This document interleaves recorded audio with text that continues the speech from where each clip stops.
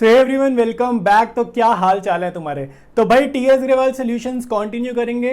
Fundamental goodwill admission ये chapters हो चुके हैं। अब हमने स्टार्ट करना है रिटायरमेंट चैप्टर को। तो इंट्रोडक्शन बनाना बहुत ज़रूरी है, तुम्हारे को एक ज़रूरी बात समझानी है, ठीक है। अगर तुम्हारे पास 2024 वाली किताब है फिर तो तुम्हें दिख रहा है पूरी की पूरी प्लेलिस्ट तुम्हारे लिए रेडी है ही, ठीक है। प्लेलिस्ट का नाम वगैरह भी तुम्हारे को दिख रहा है, यूट्यूब पे सर्च बार में डालोगे आराम से मिल जाएगा, ठीक है। लेकिन अगर तुम्हारे पास न्यू एडिशन है 2025 वाला, बिल्कुल लेटेस्ट टीएस ग्रेवाल तुमने खरीद रखी है, तो हो सकता है इसमें तुम्हें नंबरिंग का प्रॉब्लम है, क्वेश्चन आगे पीछे मिले। तो तुम्हारी इस प्रॉब्लम को मैं सॉल्व कर रहा हूँ यार। मैं इन्हीं क्वेश्चंस को दोबारा से सारा एडिट वगैरह करूंगा ताकि तुम्हारे को नंबरिंग का इशू ना आए, ठीक है। तो एडिट करेंगे, नंबर सारे तुम्हारे सॉर्ट आउट हो जाएंगे और जो भी न्यू क्वेश्चंस आए हैं नए एडिशन में वो मैं ऑब्वियस सी बात है नए सिरे से सॉल्व करूंगा, ठीक है। अब एक चीज जो मुझे तुम्हारे को बतानी है कि तुम क्वेश्चंस को ढूंढोगे कैसे, नेविगेट कैसे करोगे। तुम नेविगेट करोगे टाइम स्टैम्प्स के थ्रू, ठीक है। तो जैसे टाइम स्टैम्प्स क्या होता है मेरे भाई, यहाँ पे देखो जहाँ तुम्हारी ये टाइमिंग चल रही है ना कि भाई वीडियो कितना तुमने देख लिया, ये रेड डॉट को तुम जैसे जैसे चलाओगे ना तो तुम्हारे को यहाँ पे क्वेश्चन नंबर मिल जाएगा, क्वेश्चन 2, ठीक है, क्वेश्चन 3, क्वेश्चन 4, ऐसे करके तुम्हें मिल जाएगा, ठीक है। अभी क्वेश्चन 3 आ रहा है क्योंकि अब मैं लॉन्ग वीडियोस डालूंगा, मैं एक मतलब 15 मिनट 20 मिनट का नहीं डालूंगा वीडियो में लंबे डालूंगा, 2-2 घंटे, 1.5 घंटा, 1-1 घंटे का।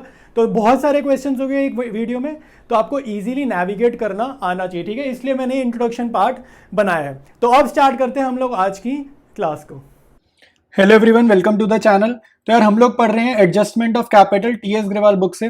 आज की क्लास में हम उसका लास्ट केस करेंगे, ठीक है। एडजस्टमेंट ऑफ कैपिटल में ना बहुत सारे केसेस हैं, 5वां केस है ये वैसे टेक्निकली, तो लास्ट केस करेंगे और यही केस है जिसमें आपको सबसे ज्यादा फोकस करना पड़ेगा। तो ये बिल्कुल पिछले केस जैसे ही है जो हमने पिछले क्वेश्चन करे लास्ट के 2-3, मतलब पिछली क्लास में जो क्वेश्चन करे, पिछले वीडियो में जो करे, ये बिल्कुल वैसा ही है, ठीक है। बट इसमें एक थोड़ा सा डिफरेंस ये है कि आपको रिटायरिंग पार्टनर को जब पैसा देना तो कंटिन्यूइंग पार्टनर पैसा देंगे और साथ साथ मिनिमम कैश बैलेंस भी मेंटेन करना है, बस यही एक कंडीशन है, ठीक है। तो डिस्कस करते हैं क्वेश्चन। सुशील, सतीश, समीर 3 पार्टनर्स हैं। ये सतीश जो है ना ये रिटायरिंग पार्टनर है, तो मैंने निशानी के लिए यहाँ R लिख लिया। इनकी रेशियो है 5:3:2। Satish retire on 1st April from the firm on which date capitals of Sushil, Satish and Sameer after all adjustments are this and this respectively। देखो आफ्टर ऑल एडजस्टमेंट ये वो फिगर है जो मैं आपको सॉल्व करते हुए कहता नहीं, रफ बैलेंस सीडी, मतलब रफली बैलेंस सीडी, मतलब अभी इनकी इतनी कैपिटल है। आफ्टर ऑल एडजस्टमेंट मतलब हाल फिलहाल इनकी इतनी कैपिटल्स हैं। कह रहे कैश और बैंक बैलेंस कितना था, 9600 था उस दिन, बैलेंस शीट में 9600 का कैश बैलेंस दिख रहा है। Satish is to be paid through amount brought by Sushil and Samir. देखो क्वेश्चन क्लियरली बोल रहा है जो रिटायरिंग पार्टनर सतीश है इसको पे करना है। कैसे पे करना है, जो भी अमाउंट आएगा, जो भी इसका पेमेंट होगा वो सुशील और समीर अपने घर से और पैसा लाएंगे, ठीक है। तो अगर हम पीछे चलें तो सतीश को कितना पैसा देना है, 87,840। तो 87,840 रुपीज सुशील और समीर मिलकर बिजनेस में इन्वेस्ट करेंगे। कौन कितना करेगा वो हमें नहीं पता, बट मिलकर ये 87,840 बिजनेस में इन्वेस्ट करेंगे, ठीक है। लेकिन इसमें एक और शर्त है, आगे एक और शर्त है, कह रहे हैं इन सच अ वे, कंडीशन क्या है, in such a way as to make their capitals proportionate to new PSR. एक तो इनकी कैपिटल न्यू पीएसआर में होनी चाहिए, ये तो कोई दिक्कत नहीं, ये तो हम कर देंगे, ठीक है। और न्यू पीएसआर उसने दे दिया 3/5, 2/5, तो 5 दोनों का डिनोमिनेटर सेम है तो 3:2 हो गई है। कंडीशन अब यहां से बता रहे हैं calculate the amount to be paid और to be brought by the continuing partners if minimum cash and bank balance of 7200 was to be maintained, pass necessary journal entries. तो मिनिमम कैश बैलेंस मेंटेन करना है 7200, ठीक है। और existing cash balance कितना है 9600। मैं वर्किंग नोट में सारी गिवन इंफॉर्मेशन लिखता हूं और बहुत ध्यान से इसके सोल्यूशन को समझेंगे। स्टार्ट करेंगे वर्किंग नोट, ठीक है। तो वर्किंग नोट में देखो मैंने बहुत सारा डेटा लिख लिया, ये बेसिकली वो इन्फॉर्मेशन है जो क्वेश्चन में गिवन है, तो एक एक करके फिल करेंगे। तो एग्जिस्टिंग कैश बैलेंस हमारे पास क्वेश्चन में कितना गिवन है, जो कैश बैलेंस ऑलरेडी है तो वो है 9600, ठीक है। मतलब कि फर्म के पास ऑलरेडी दुकान में कितना पैसा पड़ा है, 9600 हमारे पास शॉप में ऑलरेडी पड़े, ठीक है। मिनिमम कैश बैलेंस कह रहे ये जब सारा हिसाब किताब हो जाए, जब जो रिटायरिंग पार्टनर सतीश है, रिटायरिंग पार्टनर को जब पैसा दे दें उसके बाद भी दुकान में कितना पैसा बचा हुआ होना चाहिए, तो वो कितना है 7200, 7200 रुपए बाद में भी होने चाहिए। तो मिनिमम कैश बैलेंस इतना मेंटेन करके रखना है, ठीक है। एडजस्टेड कैपिटल ऑफ सुशील, मतलब कि सुशील का अभी बिजनेस में कितना पैसा इन्वेस्टेड है, तो 1,03,680 इसका इन्वेस्टेड है।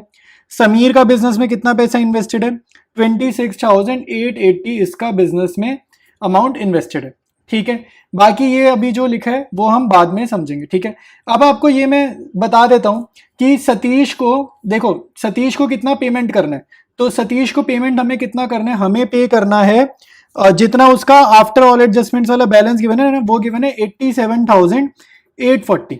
ठीक है, तो आपको ये समझना है कि जितना भी पैसा ये सतीश को पे करना है, ठीक है, जितना भी पैसा हमें सतीश को पे करना है उतना पैसा सुशील और समीर मिलकर अपने लिए लेकर आएंगे। ठीक है, अपने घर से इतना पैसा लेकर आएंगे। ठीक है, तो यहां पर हमें ऐड करना चाहिए, इन दोनों में हमें ऐड करना चाहिए 87,840।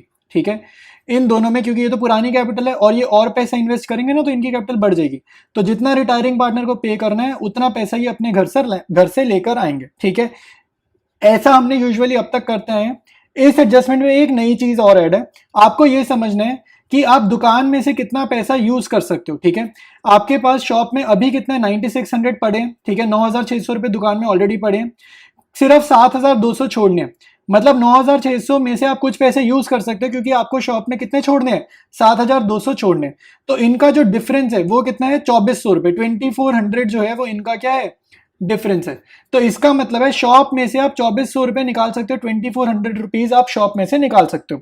तो अगर आपको पता है कि भाई मैं शॉप में से इतना पैसा निकाल सकता हूं, तो आपको उतने पैसे घर से लाने की जरूरत नहीं है। ठीक है, जैसे अगर हम मान लो शॉप में से 1 रुपया भी ना निकालें, शॉप में से 1 रुपया भी नहीं निकालेंगे तो रिटायरिंग पार्टनर को कितना देना है, 87,840। तो पूरा का पूरा पैसा कौन लाएगा, सुशील और समीर अपने घर से लाएंगे। लेकिन हम शॉप में से कुछ पैसा निकाल सकते हैं, तो जितना पैसा हम अपनी दुकान से निकाल सकते हैं उतना पैसा ये दोनों पार्टनर्स मिलकर नहीं लाएंगे। ठीक है, तो इनको कितना लाना था, आइडियली लाना था 87,840, लेकिन ये 2400 ना शॉप में से निकाल लेंगे। तो 87,840 में से 2400 जब हम माइनस करेंगे तो हमारा आंसर आएगा 85,440। ठीक है, तो ये अमाउंट जो है सुशील और समीर अपने घर से लेकर आएंगे मिलकर। ठीक है, अब कौन कितना लगा ये नहीं पता, बट ये दोनों मिलकर कितना लाएंगे, 85,440। ठीक है, तो total capital of new firm कितना हो जाएगा, इन दोनों का पुराना कैपिटल प्लस ये दोनों जितना मिलकर लाए हैं। तो न्यू फर्म में ऑब्वियस सी बात है रिटायरिंग पार्टनर तो होगा नहीं, यही दोनों होंगे। तो ये तीनों अमाउंट्स इन दोनों को ही बिलोंग करती हैं। तो इन तीनों अमाउंट्स को आप ऐड कर दोगे तो आपके पास total capital of new firm आ जाएगी 2,16,000 रुपए। ठीक है, ये सिर्फ समझाने का पोर्शन था, तो ये यहाँ आंसर का पार्ट नहीं है। आप यहाँ डायरेक्टली 85,440 लिखोगे। तो total capital of new firm आ गई। कह रहे इसको आप बांट दो न्यू रेशो में, तो इसको आप बांट दोगे न्यू रेशो में, यानी कि 3:2 में। ठीक है, 3:2 गिवन है। तो अब हम जरा न्यू रेशो में इसको बांटेंगे और फिर कंपेयर करेंगे कि पहले सुशील का कैपिटल इतना था, अब इतना है, फिर पहले समीर का कैपिटल इतना था और अब इतना है। इनको कंपेयर करेंगे और हमें पता चल जाएगा कि इंडिविजुअली ये दोनों पार्टनर्स कितना पैसा इन्वेस्ट करेंगे। अब आगे देखो, मैंने ये 2,16,000 को 3:2 में बांट दिया। तो सुशील की न्यू कैपिटल आ गई 1,29,600, समीर की न्यू कैपिटल आ गई 86,400। अब आप देखो, सुशील की पहले कैपिटल थी 1,03,000 कुछ, और अब इसकी नई कैपिटल कितनी, 1,29,000, 1,29,000 समथिंग के आसपास है इसकी कैपिटल। तो मतलब कि सुशील को कैपिटल अपनी बढ़ानी है, तो ये और पैसा इन्वेस्ट करेगा। ठीक है, तो कितना पैसा इन्वेस्ट करेगा, 1,29,600 में से माइनस कर देंगे 1,03,680, तो आपके पास अमाउंट आ जाएगा 25,920। तो सुशील इतना पैसा अपने घर से और इन्वेस्ट करेगा। अब आप समीर का देखो, समीर के पहले कैपिटल कितनी थी, 26,000 समथिंग, अब इसकी न्यू कैपिटल कितनी है, 86,000 समथिंग। तो मतलब इसको भी कैपिटल बढ़ानी है, तो ये भी और पैसा लाएगा। तो सुशील कितना पैसा लाएगा भाई, सुशील लाएगा 86,400 माइनस 26,880, तो ये अमाउंट आपका आ जाएगा 59,520। तो ये और पैसा इतना इन्वेस्ट करेगा, और यही दोनों अमाउंट्स थे जो इंपॉर्टेंट अमाउंट्स हैं हमारे सोल्यूशन के। ठीक है, साथ साथ वो बोल रहा है जर्नल एंट्रीज करने को, तो जर्नल एंट्रीज भी कर देते हैं। ठीक है, ये पैसा ला रहे हैं ना, तो बैंक अकाउंट डेबिट कर देंगे इन दोनों के लिए, और हम उसको पे कर रहे हैं। ठीक है, सतीश को पे कर रहे हैं, तो वहां पे बैंक अकाउंट क्रेडिट कर देंगे। तो स्टार्ट करते हैं इसका जर्नल, स्टार्ट करेंगे जर्नल एंट्रीज। ठीक है, सबसे पहले पैसा इन्वेस्टमेंट की, ठीक है, बिजनेस में पैसा आ रहा है तो बैंक अकाउंट डेबिट। कौन पैसा लेकर आ रहा है भाई, पैसा लेकर आ रहा है सुशील, तो सुशील का कैपिटल बढ़ जाएगा, तो टू सुशील्स कैपिटल अकाउंट। ठीक है, समीर पैसा ला रहा है तो समीर्स कैपिटल अकाउंट। ठीक है, तो ये अकाउंट्स आ जाएंगे। सुशील कितना ला रहे हैं, 25,920, और समीर कितना ला रहा है 59,520, ठीक है। तो इन दोनों को आप ऐड करोगे, आपका आंसर आएगा 85,440, ठीक है। तो ये हो जाएगा। सेकंड जर्नल एंट्री पे आउट की, तो टू बैंक अकाउंट और रिटायरिंग पार्टनर को पैसे दे रहे हैं, तो सतीश को आप करोगे डेबिट, ठीक है। तो सतीश कैपिटल अकाउंट डेबिट। अब डेबिट करते हो अमाउंट ये मत लिख देना 85,440, गलत हो जाएगा। सतीश को हम कितना पे कर रहे हैं, जितना हम उसको पे कर रहे हैं एक्चुअल 87,840, ठीक है। कुछ पैसा तो हमने फर्म का भी यूज किया ना, इसलिए ये अमाउंट नहीं आएगा, क्योंकि कुछ पैसा रिमेनिंग 2400 रुपये हमने फर्म के ले लिए, तो 87,840 यहाँ पर आ जाएगा, ठीक है। तो ये दो जर्नल्स आपको करनी थी। ये क्वेश्चन कंप्लीट है। अब स्टार्ट करेंगे इसका नेक्स्ट क्वेश्चन। स्टार्ट करते हैं क्वेश्चन को डिस्कस करना, ठीक है। तो इंपॉर्टेंट क्वेश्चन है, ये सैम्पल पेपर में आया हुआ क्वेश्चन है, ठीक है। बोर्ड्स के सैम्पल पेपर में आया हुआ है, तो ध्यान से करना है इसको। और मिनिमम कैश बैलेंस वाला क्वेश्चन है, तो मिनिमम कैश बैलेंस में यूजुअली मैंने देखा है बच्चों को दिक्कत आती है, ठीक है। मैं तुम्हें बहुत आराम से बहुत इजीली समझा दूंगा ये वाला पॉइंट, तो कोई दिक्कत नहीं है। आराम से ज़रा पूरा क्वेश्चन ध्यान से समझते जाओ, ठीक है। 3 पार्टनर्स आपको गिवन है, बैलेंस शीट गिवन है, बैलेंस शीट में जनरल रिजर्व मुझे दिख रहा है, ठीक है, ये बांटने के लिए होता है। और एसेट्स में कुछ भी हमारे को गुडविल, एडवर्टाइजमेंट, सस्पेंस वगैरह नहीं दिख रहा। महक रिटायर कर रही है, मतलब मिडल वाला पार्टनर हमारा रिटायर कर रहा है, ये मिडल पार्टनर रिटायर कर रहा है। अच्छा, पहली एडजस्टमेंट की reduce stock and furniture by 5%, 10%, ये रीवैल्यूएशन अकाउंट की एडजस्टमेंट है। नेक्स्ट है प्रोविजन बनाओ 10%, तो ये 2000 के डेटर हैं, ये भी रीवैल्यूएशन की एडजस्टमेंट हो गई, ठीक है। 2000 के 20,000 के डेटर हैं, 2000 की प्रोविजन हो जाएगी, क्योंकि 10% प्रोविजन है।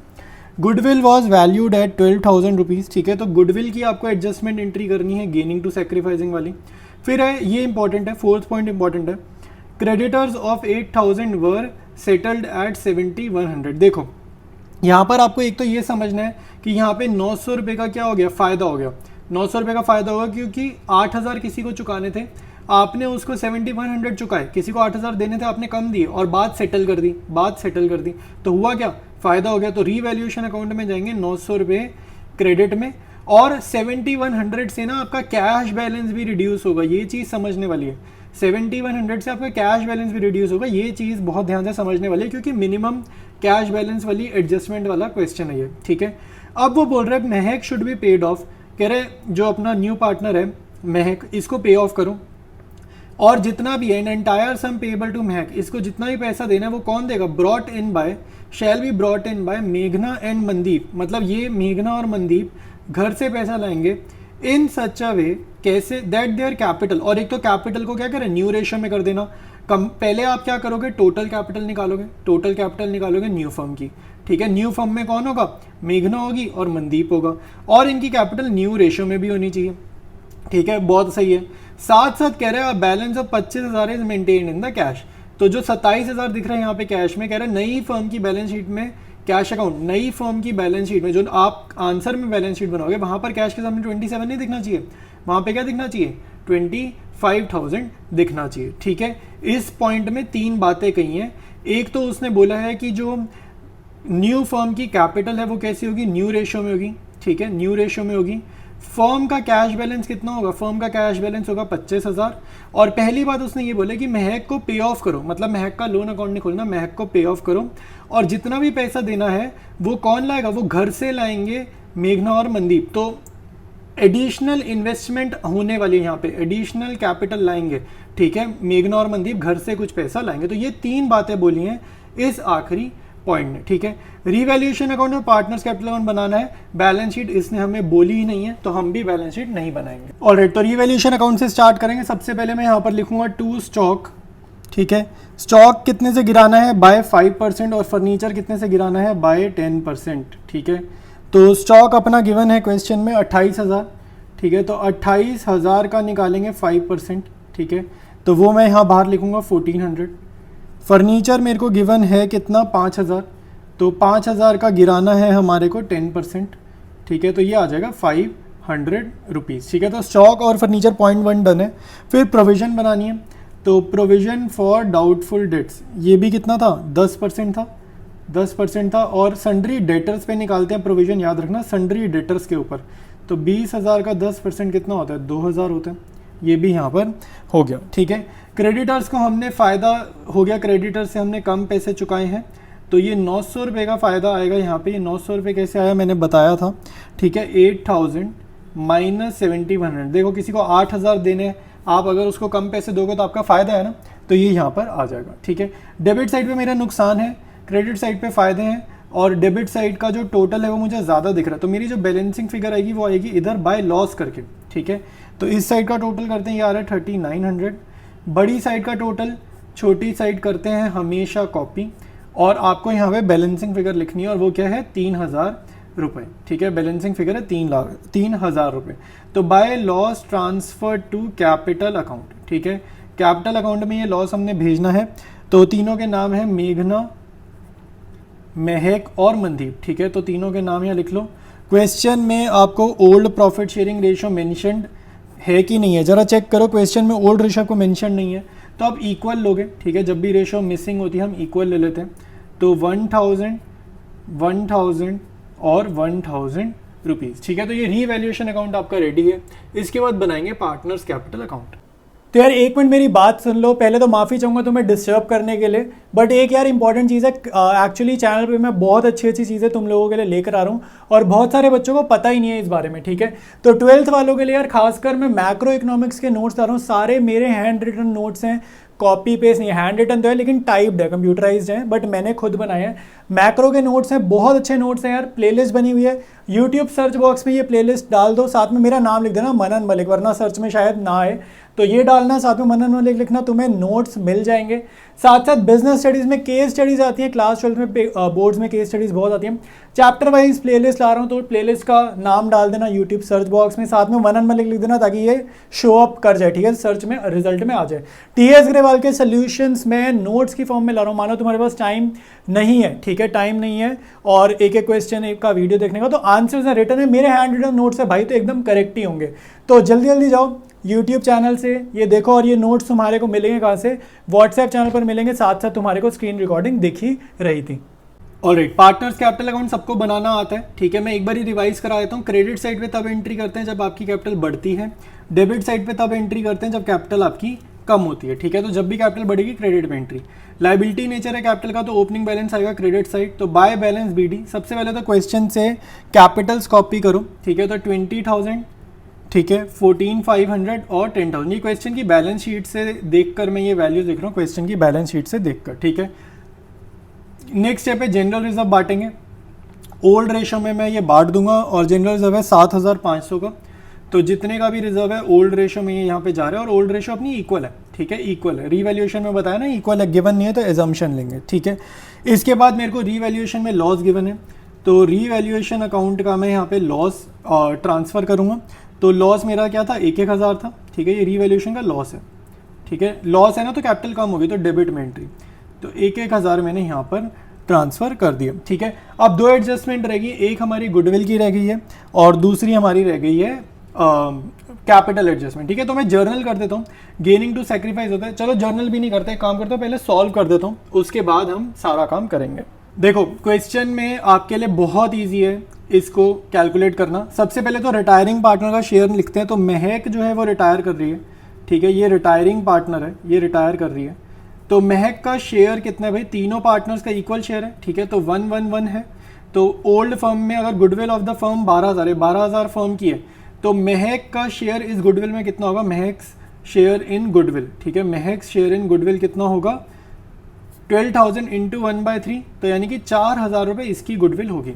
अब एक चीज़ मैंने आपको बताई है कि अगर ओल्ड रेशो आपकी गिवन हो और क्वेश्चन साइलेंट है, ओल्ड रेशो गिवन और क्वेश्चन साइलेंट है कि रिटायरिंग, किस सेंस में साइलेंस, जो साइलेंट है किस सेंस में साइलेंट है कि रिटायरिंग पार्टनर का हमें हिस्सा ही नहीं पता कि वो कैसे ओल्ड पार्टनर में हिस्सा दे रहा है, ठीक है। तो महक अपनी मिडिल पार्टनर रिटायर कर रही है, तो मिडिल पार्टनर जब रिटायर कर रही है ना, तो मिडिल पार्टनर का शेयर पे आप हाइड करो, पेन रख दो, पेंसिल रख दो, हाइड करो मिडिल पार्टनर का शेयर। तो अब जो आपको रेशो दिख रही है ना, वही रेशो क्या है, न्यू रेशो है, वही रेशो क्या है, गेनिंग रेशो है। तो इस क्वेश्चन की न्यू रेशो, ठीक है, आपको कैलकुलेट करने की ज़रूरत नहीं है, और गेनिंग रेशो, ठीक है, ये सेम ही आने वाली है, और कितनी आने वाली है, ये आने वाली है 1:1, ठीक है। महक जा रही है ना, तो मेघना और मनदीप की ये रेशो है, मेघना और मनदीप की ये रेशो आ गई, ठीक है। अब तो बहुत आसान हो गया क्वेश्चन। इसके बाद गेनिंग टू सेक्रीफाइस करो, ये गेन कर रहे हैं ना दोनों, तो गेनिंग पार्टनर्स करो डेबिट, ठीक है। तो मेघनास कैपिटल अकाउंट होगा डेबिट, ठीक है। उसके बाद मनदीप कैपिटल अकाउंट डेबिट, ठीक है। आप जर्नल में ना ये वाली journal entry sorry working note में ना ये वाली जर्नल एंट्री आप ऐसे ही लिख सकते हो बिना फॉर्मेट के, ठीक है। वर्किंग नोट में जब भी जर्नल लिख रहे हो फॉर्मेट वगैरह प्रॉपर बनाने की ज़रूरत नहीं होती, ठीक है। तो गेनिंग टू सेक्रीफाइसिंग मैंने यहाँ पे एंट्री कर दी है। महक के सामने आएगा 4000 अमाउंट, ये यहाँ से देख के 4000 लिख दो, और ये 4000 ये बटता है इनमें गेनिंग रेशो में, गेनिंग रेशो, ठीक है। और गेनिंग रेशो क्या है, इक्वल है, तो ये बटेगा 2000 2000, ठीक है। तो ये गेनिंग रेशो में बटेगा 2000 2000। इस जर्नल की, ये वाली जो जर्नल है ना, आपको ये जो जर्नल दिख रही है, इसकी पोस्टिंग हमें करनी है पार्टनर्स कैपिटल अकाउंट में, तो ध्यान से इसकी पोस्टिंग करते हैं। तो सबसे पहले मैं यहाँ पर लिखूंगा टू महक्स कैपिटल अकाउंट, ठीक है। सबसे पहले मैं यहाँ पर लिखूंगा टू महक्स कैपिटल अकाउंट, और यहाँ पर मैं लिखूंगा बाय मेघना, ठीक है, और बाय मनदीप, ठीक है। बाय मेघना और बाय मनदीप कैपिटल, ठीक है। दोनों की ये ऑब्वियस सी बात है कैपिटल अकाउंट ही है, ठीक है, ये कैपिटल अकाउंट ही है। अच्छा, अब अमाउंट कैसे लिखना, अभी महक रिटायर कर रही है ना, तो इसको तो हम फायदा दे रहे हैं, ये तो सैक्रिफाइस कर रही है, इसको तो हम पैसे प्रोवाइड करेंगे, और जो गेनिंग पार्टनर है इनका हिस्सा कटेगा, इनका हिस्सा कटेगा। गेनिंग का हिस्सा इसलिए कटेगा क्योंकि फ्यूचर में इनको फायदा होने वाला है, हर साल इनको ज़्यादा मिलेगा प्रॉफिट, तो आज ये छोटी सी कीमत अदा कर रहे हैं उस प्रॉफिट को लेने के लिए, ठीक है, मतलब पे कर रहे हैं। तो ये अपना गुडविल का एडजस्टमेंट एंट्री हो गया, ठीक है। अब आपको क्या करना है, सबसे पहले अब आपको क्या करना है कि यहाँ पे ना रफली बैलेंस सीडी निकाल लो। एक्चुअल बैलेंस सीडी निकालोगे ना, तो इसका मतलब पता है कि आपने ना एडजस्टमेंट ऑफ कैपिटल को कर दिया इग्नोर, ठीक है। अगर आप यहाँ पे एक्चुअली में बैलेंस सीडी निकालते हो ना, तो आपने कर दिया एडजस्टमेंट ऑफ कैपिटल वाले पॉइंट को इग्नोर। तो इसीलिए मैं कह रहा हूँ बैलेंस सीडी निकालो, लेकिन रफ में लिखेंगे उसकी फिगर को, ठीक है। तो ये कितना है 22,500, ठीक है। मेघना का निकालना है 22,500 है, इसमें से 3000 माइनस कर देंगे, तो ये कितना आएगा 19,500। तो ये मैं ऊपर छोटा सा लिख लेता हूँ 19,500, ये फिगर इंपॉर्टेंट है, ये रफली निकाल रहा हूँ बैलेंस शीट रफली। महक का देखते हैं भाई, तो ये कितना है 14 और 2 16, ये 17,000 और 4 और ये 21 में से ये एक गया 20, ठीक है। तो महक को मुझे कितने पैसे देने, 20,000 देने, तो महक को तो मैं पे आउट ही करा देता हूँ, ठीक है। ये तो रिटायरिंग पार्टनर है ना, इसको कितने देने, 21 देने, ठीक है। इस साइड का टोटल 21,000 है, ठीक है। और 21,000 में से 1,000 इसका ये रिवैल्यूएशन का लॉस है, तो 20,000 रुपये रिटायरिंग पार्टनर को हम पे आउट करा देंगे, ठीक है। ये महक का मैंने पे आउट ही करा दी क्योंकि रिटायर कर लिया। मनदीप का रफ बैलेंस सीडी निकालते हैं, और ये बैलेंस सीडी में होगा नहीं, ठीक है, ये रिटायर कर रहा है ना, तो ये बैलेंस सीडी में होगी ही नहीं। तो ये 12,500 और 12,500 में से 3,000 गए तो कितना आता है भैया 9,500। तो ये भी मैं रफ में लिख लेता हूँ क्योंकि अब एडजस्टमेंट ऑफ कैपिटल करनी है।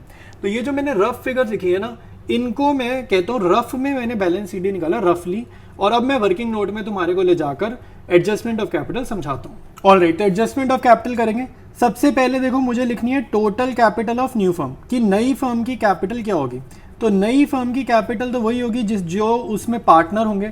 तो नई फर्म के जो पार्टनर है ना, महक को छोड़ के मेघना और मनदीप, तो उनकी कैपिटल कितनी है 19,500 मेघना की थी, ठीक है। मनदीप की कितनी थी 9,500। ये अभी अभी जो मैंने रफ बैलेंस सीडी निकाले ना, ये वो लिखे, एक मेघना का है एक मनदीप का है, ठीक है। क्वेश्चन ने बोला इनको न्यू रेशो में करो, तो इसको अभी मत करो न्यू रेशो में। आपको ये समझना है कि मैंने जब क्वेश्चन डिस्कशन वाला पार्ट समझाया था, तो उसमें हमने 3 चीज़ें डिस्कस करी थी, ठीक है। एक तो कि जो total capital of new firm होगी वो न्यू रेशो में होनी चाहिए, ठीक है, वो न्यू रेशो में होनी चाहिए, ठीक है। साथ साथ हमें एक मिनिमम कैश बैलेंस मेंटेन करना है, मिनिमम कैश बैलेंस मेंटेन करना है, सारी शर्तें मंजूर करनी है। मिनिमम कैश बैलेंस कितना रखना है 25,000 रखना है।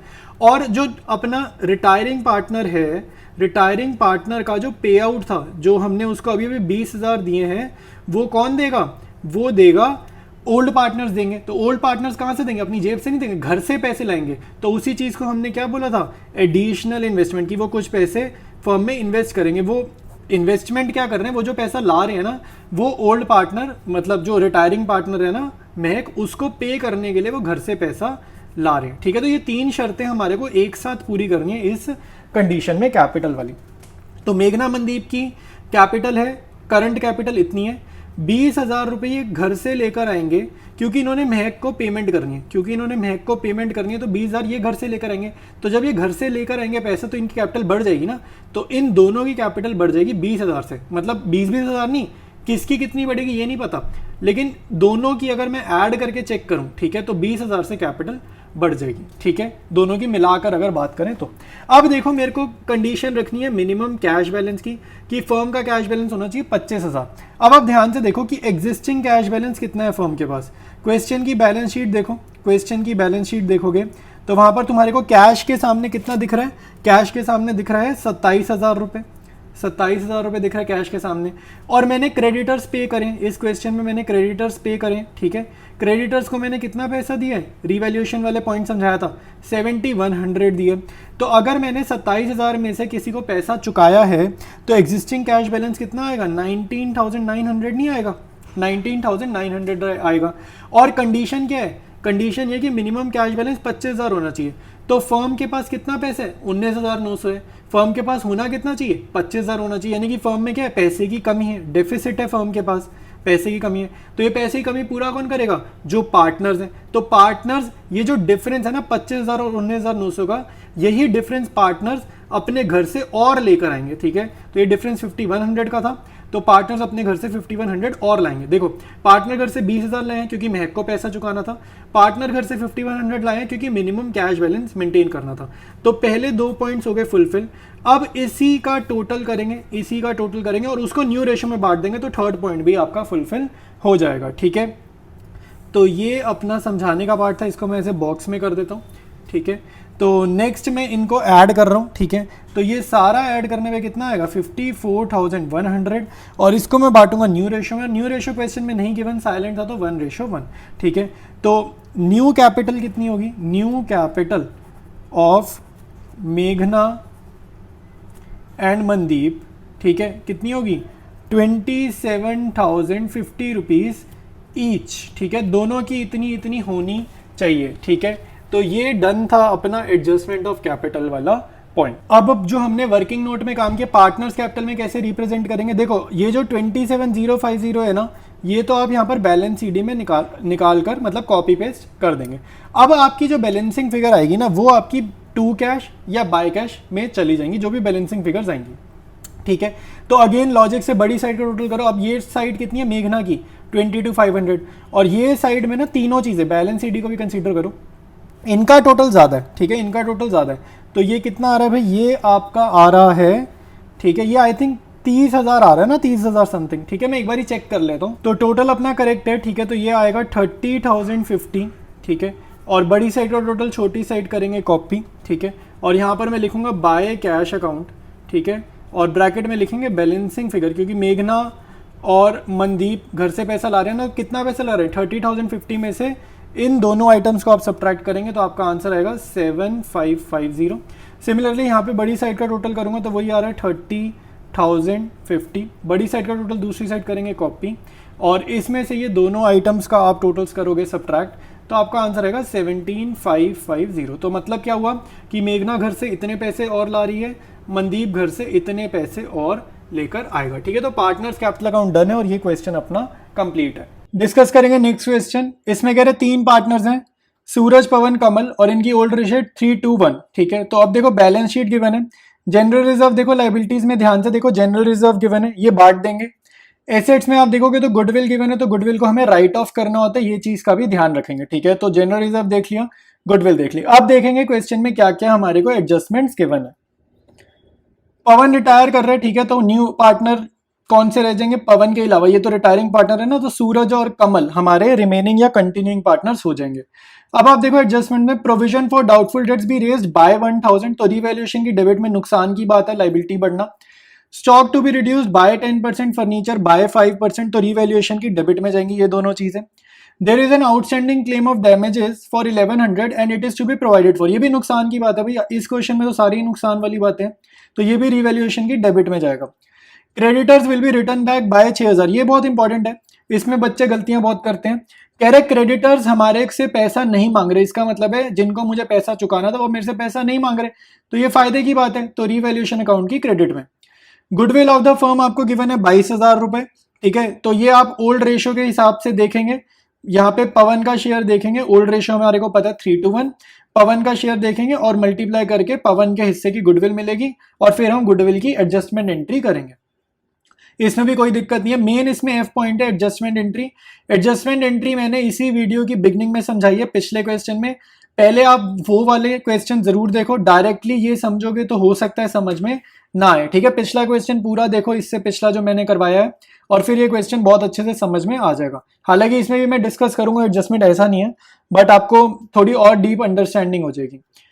फिर इसमें कह रहा है Pawan is paid in full with cash, जो रिटायरिंग पार्टनर है उसको कह रहा है पैसा दे दो, पूरा पैसा दे देंगे, ठीक है। कौन पैसा देगा? सूरज और कमल अपने घर से पैसा लाएंगे, जितना भी पैसा हमारे को पवन को देना होगा। प्लस सेकंड कंडीशन क्या है? सूरज और कमल की कैपिटल्स नई फर्म में न्यू रेशो में होंगी। थर्ड कंडीशन क्या है कि फर्म में मिनिमम कैश बैलेंस 10,000 रुपए रहना भी चाहिए। टोटल 3 कंडीशन हो गई। पहली कंडीशन क्या है? सूरज और कमल घर से पैसे लाएंगे। सेकेंड कंडीशन क्या है कि इनकी कैपिटल न्यू फर्म में न्यू रेशो में होनी चाहिए। थर्ड कंडीशन क्या है कि फर्म में कैश बैलेंस, नई फर्म में कैश बैलेंस 10,000 दिखना चाहिए, ठीक है। तो ये कंडीशंस हैं। लॉन्ग क्वेश्चन है, revaluation partners capital balance sheet हमें प्रिपेयर करना है। तो इंपॉर्टेंट क्वेश्चन है, बहुत ध्यान से सुनना तभी समझ में आएगा। तो स्टार्ट करेंगे इसके सोल्यूशन को। रीवैल्यूएशन अकाउंट प्रिपेयर करेंगे भाई। तो सबसे पहले मैं यहाँ पे क्रेडिटर्स लिख देता हूँ क्रेडिट साइड पे, क्योंकि ये लोग 6,000 रुपये हमसे नहीं मांग रहे, तो ये फायदे की बात है। बाकी सारी चीजें इस क्वेश्चन में डेबिट में, यानी नुकसान वाली चीजें ही हमारे पास सारी की सारी गिवन है, ठीक है। तो सबसे पहले मैं यहाँ लिख रहा हूँ to provision for doubtful debts, ठीक है। तो 1,000 रुपये आ जाएगा, ठीक है। क्वेश्चन में गिवन है 1,000 आ जाएगा। स्टॉक को भी कम करना है, फर्नीचर को भी कम करना है, ठीक है। स्टॉक को गिराना है आपको 10% से, तो स्टॉक आप पे 18,000 का है, तो 10% हो जाएगा 1,800। फर्नीचर गिराना है 5% से, ठीक है। तो ये हमारे पास हो जाएगा 30,000 का है, तो 5% हो जाएगा 1,500 रुपीज, ठीक है। फिर हमारे पास एक और है आउटस्टैंडिंग क्लेम ऑफ डैमेजेस, ठीक है। तो यहाँ लिखेंगे आउटस्टैंडिंग क्लेम ऑफ डैमेजेस, ठीक है। ये कितना है भाई? ये है 1,100 रुपए का, 1,100, तो वो भी हम यहाँ पर लिख देंगे, ठीक है। सारा काम हो गया। अब आपको देखो यहाँ पे 4 आइटम्स लिखे, फिर भी इनका टोटल ना 6,000 से कम है, ठीक है। तो यहाँ पर लिखेंगे टोटल, ठीक है। तो बड़ी वाली साइड क्रेडिट साइड है, तो यहाँ लिखेंगे 6,000 रुपीज। फिर यहाँ पे बड़ी साइड का टोटल कॉपी करेंगे 6,000 रुपीज, और उसमें से ये चारों आइटम्स करेंगे सबट्रैक्ट।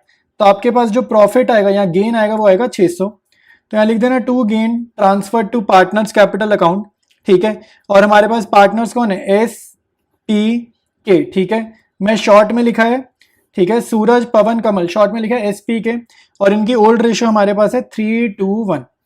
तो 600 को 3:1 में बांटेंगे, बहुत आराम से बट रहे है, तो 300, 200 और 100, ठीक है। तो रीवैल्यूएशन अकाउंट हमारा कंप्लीट है। अब स्टार्ट करेंगे पार्टनर्स कैपिटल अकाउंट। स्टार्ट करेंगे partners capital account. Credit side पे एंट्री करेंगे। सबसे पहले यहाँ पर क्या लिखेंगे? बाय बैलेंस BD, ठीक है। अब तक तो इतने सारे अकाउंट बना लिए, ठीक है, आपको याद ही हो गया होगा कैसे करना है बाय बैलेंस BD। अच्छा, एक बारी लॉजिक रिवाइज करा दूं।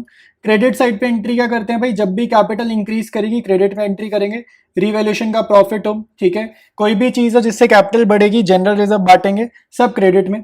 जब भी कैपिटल रिड्यूस करनी होगी तो कहाँ एंट्री करेंगे? डेबिट में, ठीक है। तो बाय बैलेंस BD लिखेंगे, तो यहाँ 3 लाख, 2 लाख और ये 2 लाख। ये क्वेश्चन की बैलेंस शीट में से इनकी कैपिटल्स हमने कॉपी करी है। फिर सबसे पहले रीवैल्यूएशन अकाउंट का ना प्रॉफिट बांट देते हैं, ठीक है। तो रीवैल्यूएशन अकाउंट का प्रॉफिट है 300, 200 और 100, ठीक है। उसके बाद क्वेश्चन में देखो आपको जनरल रिजर्व गिवन है 12,000 का, ठीक है। तो यहाँ लिखेंगे बाय जनरल रिजर्व, ठीक है, 12,000 का है, ओल्ड रेशियो है 3:1, तो ये बढ़ जाएगा 6,000, 4,000 और फिर आएगा 2,000 रुपीज, ठीक है। और क्वेश्चन में एसेट्स में देखो आपको गुडविल गिवन है, ठीक है। तो गुडविल को भी बांट देंगे 3:1 में, और गुडविल हमें कितनी गिवन है? 10,000, ठीक है। तो अब 10,000 को जब आप 3:1 में बांटोगे ना, तो ये डेसिमल में जाने वाली है, ठीक है। तो 10,000 का पहला तो कोई नहीं है, 3/6 से आधा करना है, तो यहाँ पे तो 5,000 चला जाएगा, ठीक है। लेकिन 10,000 को जब आप मल्टीप्लाई करोगे 2/6 से, और 10,000 को जब आप मल्टीप्लाई करोगे 1/6 से, तब आंसर जाएगा डेसिमल में। तब यहाँ पर लिखेंगे 333 और यहाँ पे लिखेंगे 1667, ठीक है। अब देखो ये मैंने अप्रोक्सीमेट करा है। कैसे अप्रोक्सीमेट करा है, जरा इसको समझ लेते हैं। तो इसको ध्यान से देखो, यहाँ पे मैं समझा रहा हूँ। तो अगर आपका आंसर आया 333.3, तो इसको जब राउंड ऑफ करोगे ना, तो आपने इसको राउंड ऑफ कैसे करना है, अप्रोक्सीमेट कैसे करना है? 3333 ले लेना है, सेम नंबर ले लेना।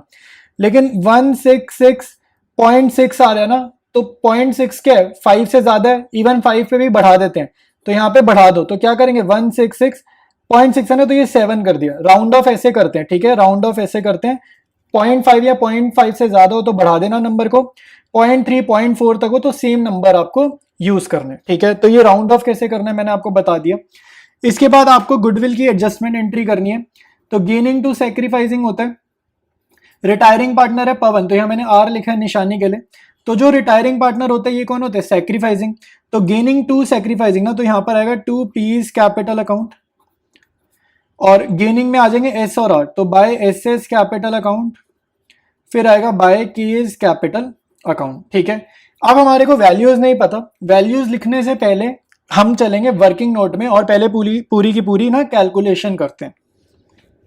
स्टार्ट करेंगे सोल्यूशन को, ठीक है। तो goodwill of the firm given है हमारे को पॉइंट नंबर ई में, ई पॉइंट में ये गिवन है 22,000। ओल्ड रेशियो मैंने यहाँ पे लिख लिया। पी के हिस्से की गुडविल कितनी होगी, 22,000 मल्टीप्लाइड बाय पी का शेयर। पी का शेयर आप यहाँ से देखो क्या है 2/6, तो ये कट करते हैं 3 से जाएगा। अब ये 3 के टेबल में हम इसको काटेंगे, तो 3 1 ज़ा, ये 7 ज़ा 21, ये 10 3 3 3.3, ठीक है। तो ये ऐसे आ रहा है, तो 0.3 है ना, तो सेम नंबर ले लेते हैं, ठीक है। तो ये हो जाएगा 7,333, ठीक है। अब इसको हमें बांटना होता है गेनिंग रेशो में। अब क्वेश्चन में कुछ नहीं पता ना, न्यू रेशो वगैरह वगैरह कोई इन्फो नहीं है। तो देखो ऐसे केस में पी जो रिटायरिंग पार्टनर है ना, इसके ऊपर पेन रखा, तो जो रेशो आपको दिख रही है वही क्या आपकी गेनिंग रेशो और वही क्या आपकी न्यू रेशो, ठीक है। ये दोनों रेशो पता चल जाती हैं ऐसे। तो 733 को आपको बांटना है गेनिंग रेशो में, जो कि क्या है 3:1। तो हमारे क्वेश्चन में मुझे गेनिंग रेशो भी पता चल गई, न्यू रेशो भी पता चल गई, और दोनों कितनी है 3:1 है, ठीक है। तो ये हमारे को डेटा मिल गया। अब आपको क्या करना है, इसको एक तो बांटना है और जर्नल पास करेंगे।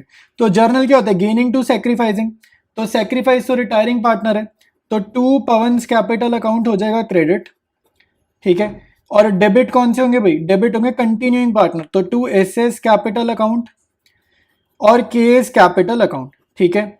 तो यहां पर हमारे पास P को कितना पैसा देना है, ये लिखा ऊपर 7,333। इसको बांट दोगे आप किस रेशो में, गेनिंग रेशो में, जो कि है 3:1। ये गेनिंग रेशो कितनी है 3:1। तो 7,333 को आप 3:1 में बांट दोगे, ठीक है। तो K का निकाल लेते हैं पहले, ठीक है। तो K का आपने निकाला और ये आ जाएगा 1833, और उसके बाद S का मत निकालना, 7,333 में से ना 1833 को सब्ट्रैक्ट कर लो, बैलेंसिंग फिगर से निकालो, ठीक है।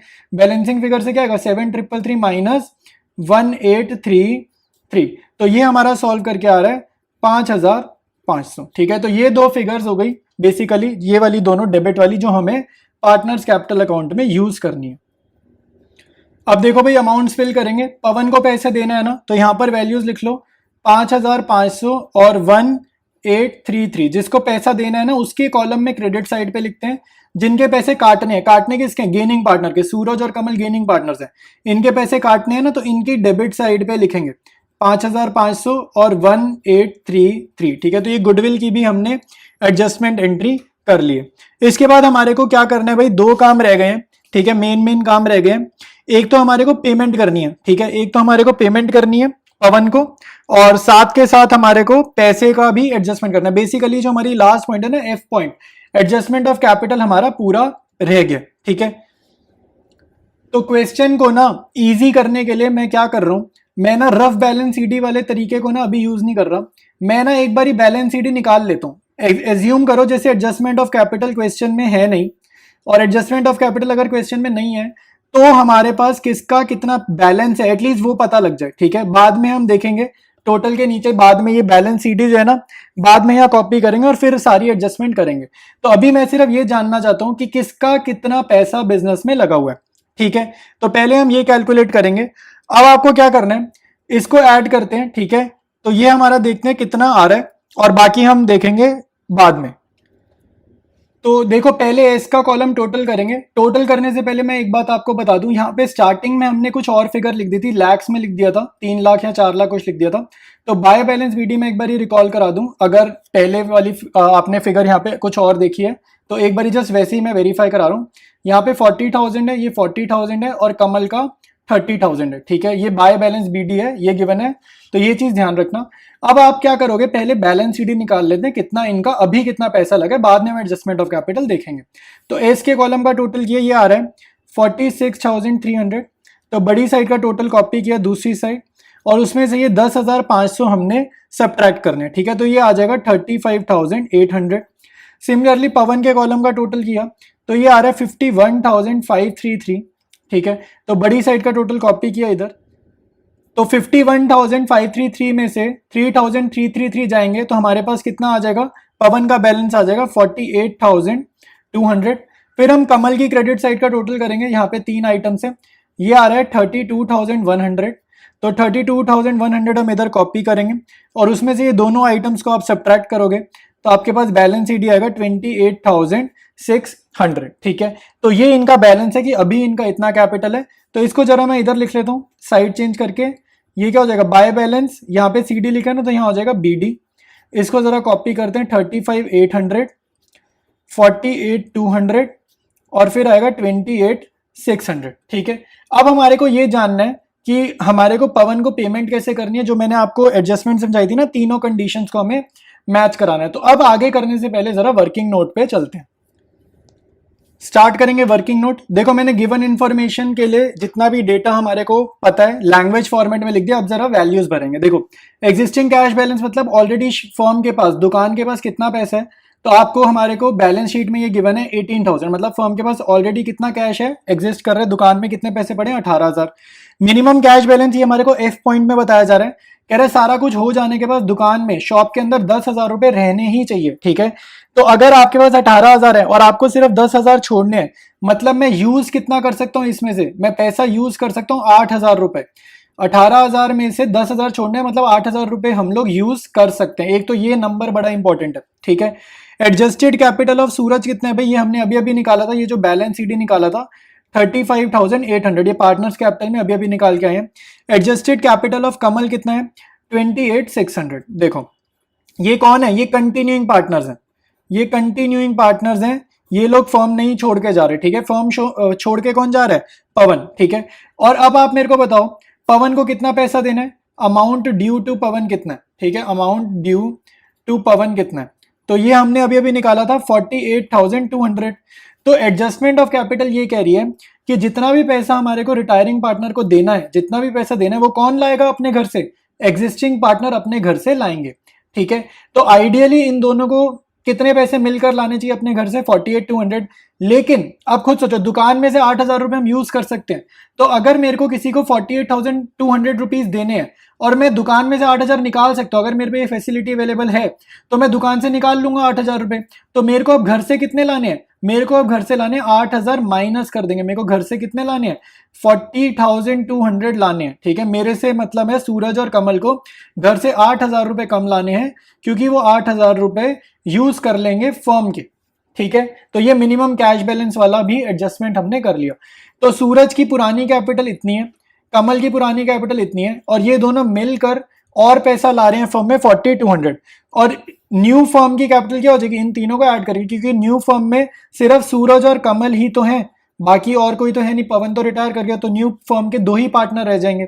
तो इन तीनों को आप ऐड करोगे, आपका आंसर आएगा 1,04,600, और इसको आप बांट दोगे न्यू रेशो में। तो न्यू रेशो और गेनिंग रेशो इस क्वेश्चन की सेम ही थी, जो कि क्या थी 3:1, ठीक है। तो यहां पर हम लिख देते हैं एस एज न्यू कैपिटल, ठीक है, और फिर हम लिखेंगे के इज न्यू कैपिटल, ठीक है। तो दोनों की न्यू कैपिटल आपको निकालनी है।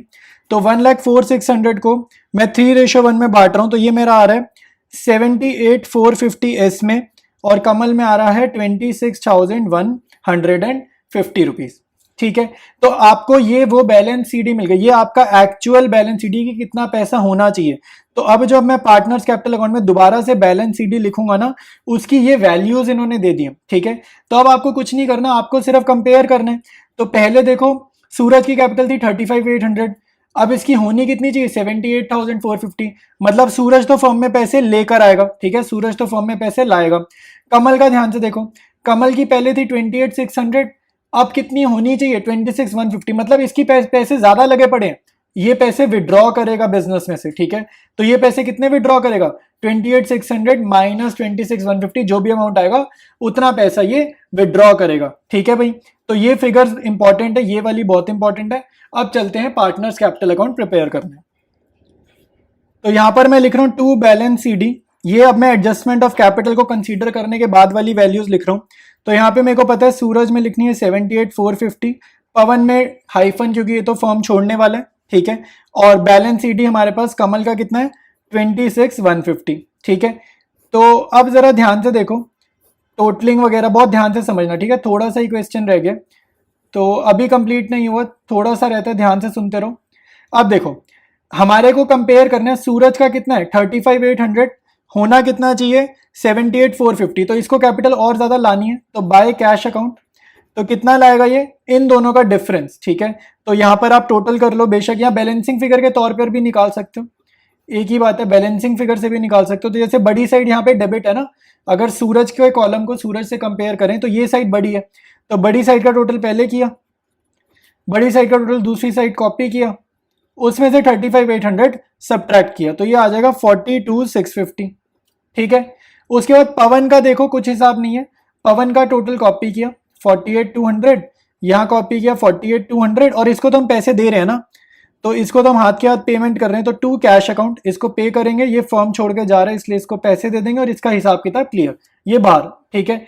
अब कमल रह गया, कमल में भी सेम लॉजिक, बड़ी साइड को टोटल पहले कर दो 28,600, ठीक है, बड़ी साइड का टोटल पहले किया, इधर लिखा, ठीक है, और इसमें से 26,150 सब्ट्रैक्ट करा, तो बैलेंसिंग फिगर कैश में आ जाएगी, ठीक है। ये इतना पैसा वापसी ले जाएगा, फर्म में से पैसा वापसी ले जाएगा, घर ले जाएगा, ये आपकी बैलेंसिंग फिगर है टू कैश वाली, ठीक है। और यहाँ पे बाय कैश वाली बैलेंसिंग फिगर है। तो बहुत बढ़िया क्वेश्चन था, ठीक है। पार्टनर्स कैपिटल अकाउंट हो गया, पीछे जाके एक बार फिर से समझो, ठीक है, आपको तभी क्लियर होगा। क्वेश्चन वाकई में ही थोड़ा सा टफ था, एडजस्टमेंट थोड़ी सी मेहनत वाली थी, ठीक है। कुछ भी डाउट है एक बार पीछे जाके शुरू से क्वेश्चन को समझो। अभी इसकी हमारे को बैलेंस शीट बनानी रह गई है, तो हम लोग अब प्रिपेयर करेंगे बैलेंस शीट। स्टार्ट करेंगे बैलेंस शीट। सबसे पहले मैं लिख रहा हूँ क्रेडिटर्स, तो क्रेडिटर्स मेरे को जितने भी थे उसमें से मैं छोड़ रहा हूँ 6,000, तो 40,000 के क्रेडिटर्स रह जाएंगे, माइनस करें 6,000 यहाँ से। रीवैल्यूएशन अकाउंट साथ साथ देखना पड़ेगा आपको। आउटस्टैंडिंग क्लेम ऑफ डैमेजेस आपको रीवैल्यूएशन में गिवन है, तो वो मैं यहाँ पे लिख देता हूँ 1,100। और कैपिटल अकाउंट्स लिखेंगे उसके बाद सूरज और कमल, ठीक है, ये हमारे कॉन्टिन्यूइंग पार्टनर्स हैं, और रिटायरिंग पार्टनर को तो पैसे दे दिए, तो वो यहाँ पर लिखेंगे 78,450 और 26,150, और ये आ जाएगा 1,04,600 रुपीज, ठीक है। तो ये हमने यहाँ पर लिख दिया। अब आप आ जाओगे एसेट साइड पे, तो एसेट साइड में सबसे पहले कैश इन हैंड, तो कैश इन हैंड तो बिना सोचे समझे 10,000 लिख दो, क्योंकि मिनिमम 10,000 छोड़ना था, तो 10,000 ही हमने यहाँ पर छोड़ा है। इसके बाद आ जाओ डेटर्स पे, ठीक है, तो डेटर्स आपके पास कितने हैं भाई, अब प्रोविजन आपको इसमें इंक्रीज करनी थी ना, तो डेटर्स हमारे पास पहले थे 25,000 के, माइनस करेंगे प्रोविजन, पहले 3,000 की प्रोविजन थी, 1,000 से प्रोविजन बढ़ानी है बोल रहा है क्वेश्चन में, तो ये आ जाएगा 21,000। फिर आएगा स्टॉक, स्टॉक पहले 18,000 था, डेप्रीसिएशन लग रही है इसमें 1,800 की, तो ये आ जाएगा 16,200। फिर फर्नीचर लिखेंगे, फर्नीचर कितना होगा भाई, पहले 30,000, 5% का डेप्रीसिएशन 1,500 सब्ट्रैक्ट करेंगे, तो ये आ जाएगा 28,500, ठीक है। इसके बाद हमें लिखनी है मशीनरी, तो मशीनरी हमारे पास कॉपी पेस्ट करनी है 70,000 रुपीज, ठीक है। तो क्वेश्चन में और गुडविल थी, गुडविल तो राइट ऑफ हो ही चुकी है, तो गुडविल भूल जाते हैं, ठीक है। तो क्वेश्चन हमारा हो चुका है। बैलेंस शीट का जस्ट अब आपको टोटल लिखना है, तो टोटल एक बार ही देख लेते हैं कितना आ रहा है, तो ये हमारा 1,45,700 आ रहा है, ये मैच कर ही रहा है, और एसेट साइड का टोटल भी आपका टैली करेगा, ठीक है। तो बहुत ही अच्छा क्वेश्चन था, क्वेश्चन आपका कंप्लीट हो गया। तो यार रिटायरमेंट चैप्टर कर रहे हैं हम लोग, और इसका थर्ड भी नहीं, फिफ्थ टाइप के केस पर आ गए हम लोग एडजस्टमेंट ऑफ कैपिटल के। तो ये 5वीं कैटेगरी हमारी है और ये लास्ट कैटेगरी है। इसके बाद जो क्वेश्चन है उसमें एडजस्टमेंट ऑफ कैपिटल नहीं है, ठीक है, शॉर्ट क्वेश्चन है, लॉन्ग क्वेश्चन अब नहीं है, बस एक लॉन्ग क्वेश्चन है आखिरी वाला, बिल्कुल, ठीक है। तो डिस्कस करते हैं क्वेश्चन, ये भी अच्छा क्वेश्चन है। इस क्वेश्चन में एक तो सबसे अच्छी बात यह है, हमें बैलेंस शीट नहीं बनानी, ठीक है, हमें शॉर्ट ही करना है, रिवैल्यूएशन और पार्टनर्स कैपिटल पे ही क्वेश्चन ओवर है। तो डिस्कस करेंगे the balance sheet of ADL, 3 partners हैं A, D और L, ओल्ड रेशियो है 5:3:2। उसके बाद आपको देखो बैलेंस शीट गिवन है, एसेट्स में कोई गुडविल नहीं है, डेफर्ड रेवेन्यू नहीं है, कोई तरीके का लॉस नहीं है। लाइबिलिटीज में आपको देखो P&L अकाउंट गिवन है, तो लाइबिलिटीज में P&L अकाउंट गिवन होगा, मान के चलना ये क्या होता है, प्रॉफिट होता है। अगर यहाँ एसेट्स में होता P&L अकाउंट, तब मान के चलते लॉस होता। एम्प्लॉयज प्रोविडेंट फंड, एम्प्लॉयज का पैसा होता है, इसको बांटना नहीं, कहीं जनरल रिजर्व की तरह इसको डिस्ट्रीब्यूट कर दोगे तो वो गलत होगा, इसको नहीं बांटते, ठीक है। फिर लिख रहा है A retired on 1 April and D and L decided to share profits in future in the ratio of 3:2। तो पार्टनर ए रिटायर कर रहे हैं, ठीक है, तो हमारा फर्स्ट पार्टनर है ए, तो ये आशा रिटायर कर रही है, ठीक है, फर्स्ट पार्टनर है ए, तो इस पे मैंने क्रॉस बना दिया 5 के ऊपर, तो याद रहेगा, ठीक है। अब जरा एडजस्टमेंट देखते हैं। Goodwill of the firm given है 80,000, तो आशा की गुडविल कैसे आएगी, आशा के शेयर से मल्टीप्लाई करके, तो आशा का शेयर कितना है 5/10, ठीक है, तो आशा का शेयर है 5/10 क्योंकि रेशियो क्या है 5:3:2। फिर एडजस्ट करेंगे, गेनिंग रेशियो में ये आता है हमारे को, वर्किंग नोट में मैं इसको फिर भी बताऊंगा। नेक्स्ट पॉइंट है fixed assets are to be depreciated to 57,500। तो फिक्स्ड एसेट्स की डेप्रिसिएशन करनी है। देखो यहाँ पे ना 2 वर्ड लिखा है, कंफ्यूज नहीं होना, यहाँ पे लिखा है 2 वर्ड। तो पहले 60,000 थी, अब 57,500 करनी है, तो 2,500 से डिक्रीज करनी है ना, तो रिवैल्यूएशन की डेबिट में जाएगा। फिर है make a provision for doubtful debts at 5% on debtors, ठीक है, तो प्रोविजन फॉर डाउटफुल डेट्स 5% आनी है, तो ऊपर 1 लाख के 5% हो गए 5,000 के, ये भी रिवैल्यूएशन की डेबिट में जाएगा। फिर है अ liability for claim included in creditors for 10,000 is settled at 8,000। देखो हमें क्रेडिटर्स को पैसा देना है 10,000 रुपए और इज सेटल्ड एट 8,000 मतलब 8,000 दे रहे हैं, तो 2,000 बच गए ना। अगर आपको किसी को 10,000 देने हैं और आप उसको 8,000 दे रहे हो तो आपके 2,000 बच गए, तो ये 2,000 का फायदा हो गया, तो रिवैल्यूएशन की क्रेडिट में जाएंगे 2,000 रुपए, ठीक है। उसके बाद हमारे पास आ गई है एडजस्टमेंट एंट्री। तो यहाँ पे एडजस्टमेंट के बारे में बोल रहा है, कह रहा था amount to be paid to Asha, जो रिटायरिंग पार्टनर है, कौन देगा, दीपा और लता, ये दोनों कंटिन्यूइंग पार्टनर्स अपने घर से पैसा लाएंगे। और इसमें अब कंडीशन है, आशा को जितना भी पैसा देना है दीपा और लता देंगे। क्या कंडीशन है कि भाई एक तो ये घर से पैसा लाएंगे, दूसरा इनकी जो कैपिटल्स होगी वो न्यू रेशियो में होगी, ठीक है, न्यू पीएसआर में होगी, और साथ साथ फर्म में 15,000 रुपए बैंक बैलेंस बचना चाहिए, ठीक है। अभी 40,000 दिख रहे, कह रहा है 15,000 रुपए बचना चाहिए, मतलब बचा हुआ पैसा डिफरेंस आप यूज कर सकते हो, ठीक है। तो हमें जस्ट रिवैल्यूएशन अकाउंट और पार्टनर्स कैपिटल अकाउंट इस क्वेश्चन में प्रिपेयर करना, ठीक है। तो हमारे पास एडजस्टमेंट ही बहुत इंपॉर्टेंट है, ये ध्यान से समझना। बाकी स्टार्ट करते हैं इसके सोल्यूशन को।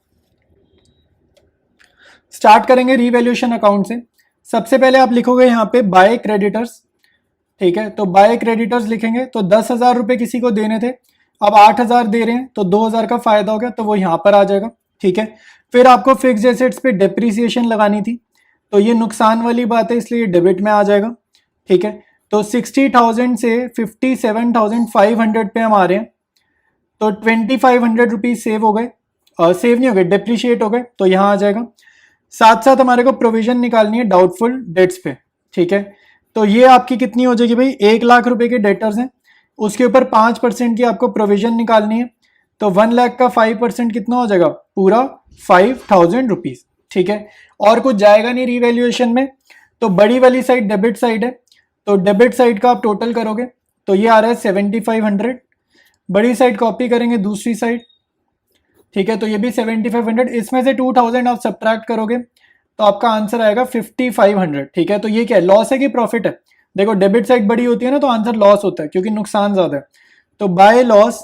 और पार्टनर्स है हमारे पास ए, डी और एल, ठीक है, और ओल्ड रेशियो में ये बटेगा। ओल्ड रेशियो क्या है 5:3:2, ओल्ड रेशियो है 5:3:2, तो 5,500 को 5:3:2 में बांटेंगे तो ये आ जाएगा 1,100, 1,650 और फिर आएगा 2,750, ठीक है। तो रिवैल्यूएशन अकाउंट हमारा कंप्लीट है। अब प्रिपेयर करेंगे पार्टनर्स कैपिटल अकाउंट। तो यार एक मिनट मेरी बात सुन लो, पहले तो माफ़ी चाहूँगा तुम्हें डिस्टर्ब करने के लिए, बट एक यार इंपॉर्टेंट चीज़ है, एक्चुअली चैनल पे मैं बहुत अच्छी अच्छी चीज़ें तुम लोगों के लिए लेकर आ रहा हूँ और बहुत सारे बच्चों को पता ही नहीं है इस बारे में, ठीक है। तो 12th वालों के लिए यार खासकर मैं मैक्रो इकोनॉमिक्स के नोट्स ला रहा हूँ, सारे मेरे हैंड रिटन नोट्स हैं, कॉपी पेस्ट नहीं, हैंड रिटन तो है लेकिन टाइप्ड है, कंप्यूटराइज्ड है, बट मैंने खुद बनाया है। मैक्रो के नोट्स हैं, बहुत अच्छे नोट्स हैं यार, प्लेलिस्ट बनी हुई है, यूट्यूब सर्च बॉक्स में ये प्लेलिस्ट डाल दो, साथ में मेरा नाम लिख देना मनन मलिक, वरना सर्च में शायद ना आए, तो ये डालना, साथ में मनन मलिक लिखना, तुम्हें नोट्स मिल जाएंगे। साथ साथ बिजनेस स्टडीज़ में केस स्टडीज़ आती हैं, क्लास 12 में बोर्ड्स में केस स्टडीज़ बहुत आती हैं, चैप्टर वाइज प्लेलिस्ट ला रहा हूँ, तो प्लेलिस्ट का नाम डाल देना यूट्यूब सर्च बॉक्स में, साथ में मनन मलिक लिख देना ताकि ये शो अप कर जाए, ठीक है, सर्च में रिजल्ट में आ जाए। टीएस ग्रेवाल के सोल्यूशंस में नोट्स की फॉर्म में ला रहा हूँ। मानो तुम्हारे पास टाइम नहीं है, ठीक है, टाइम नहीं है और एक एक क्वेश्चन एक का वीडियो देखने का, तो आंसर्स हैं रिटर्न है, मेरे हैंड रिटन नोट्स है भाई, तो एकदम करेक्ट ही होंगे। तो जल्दी जल्दी जाओ यूट्यूब चैनल से ये देखो, और ये नोट्स तुम्हारे को मिलेंगे कहाँ से, व्हाट्सएप चैनल पर मिलेंगे, साथ साथ तुम्हारे को स्क्रीन रिकॉर्डिंग दिख ही रही थी। स्टार्ट करेंगे पार्टनर्स कैपिटल अकाउंट। तो कैपिटल जब भी इंक्रीज होती है एंट्री करते हैं क्रेडिट साइड में, जब भी डिक्रीज होगी कैपिटल कम होगी तो डेबिट में एंट्री करेंगे।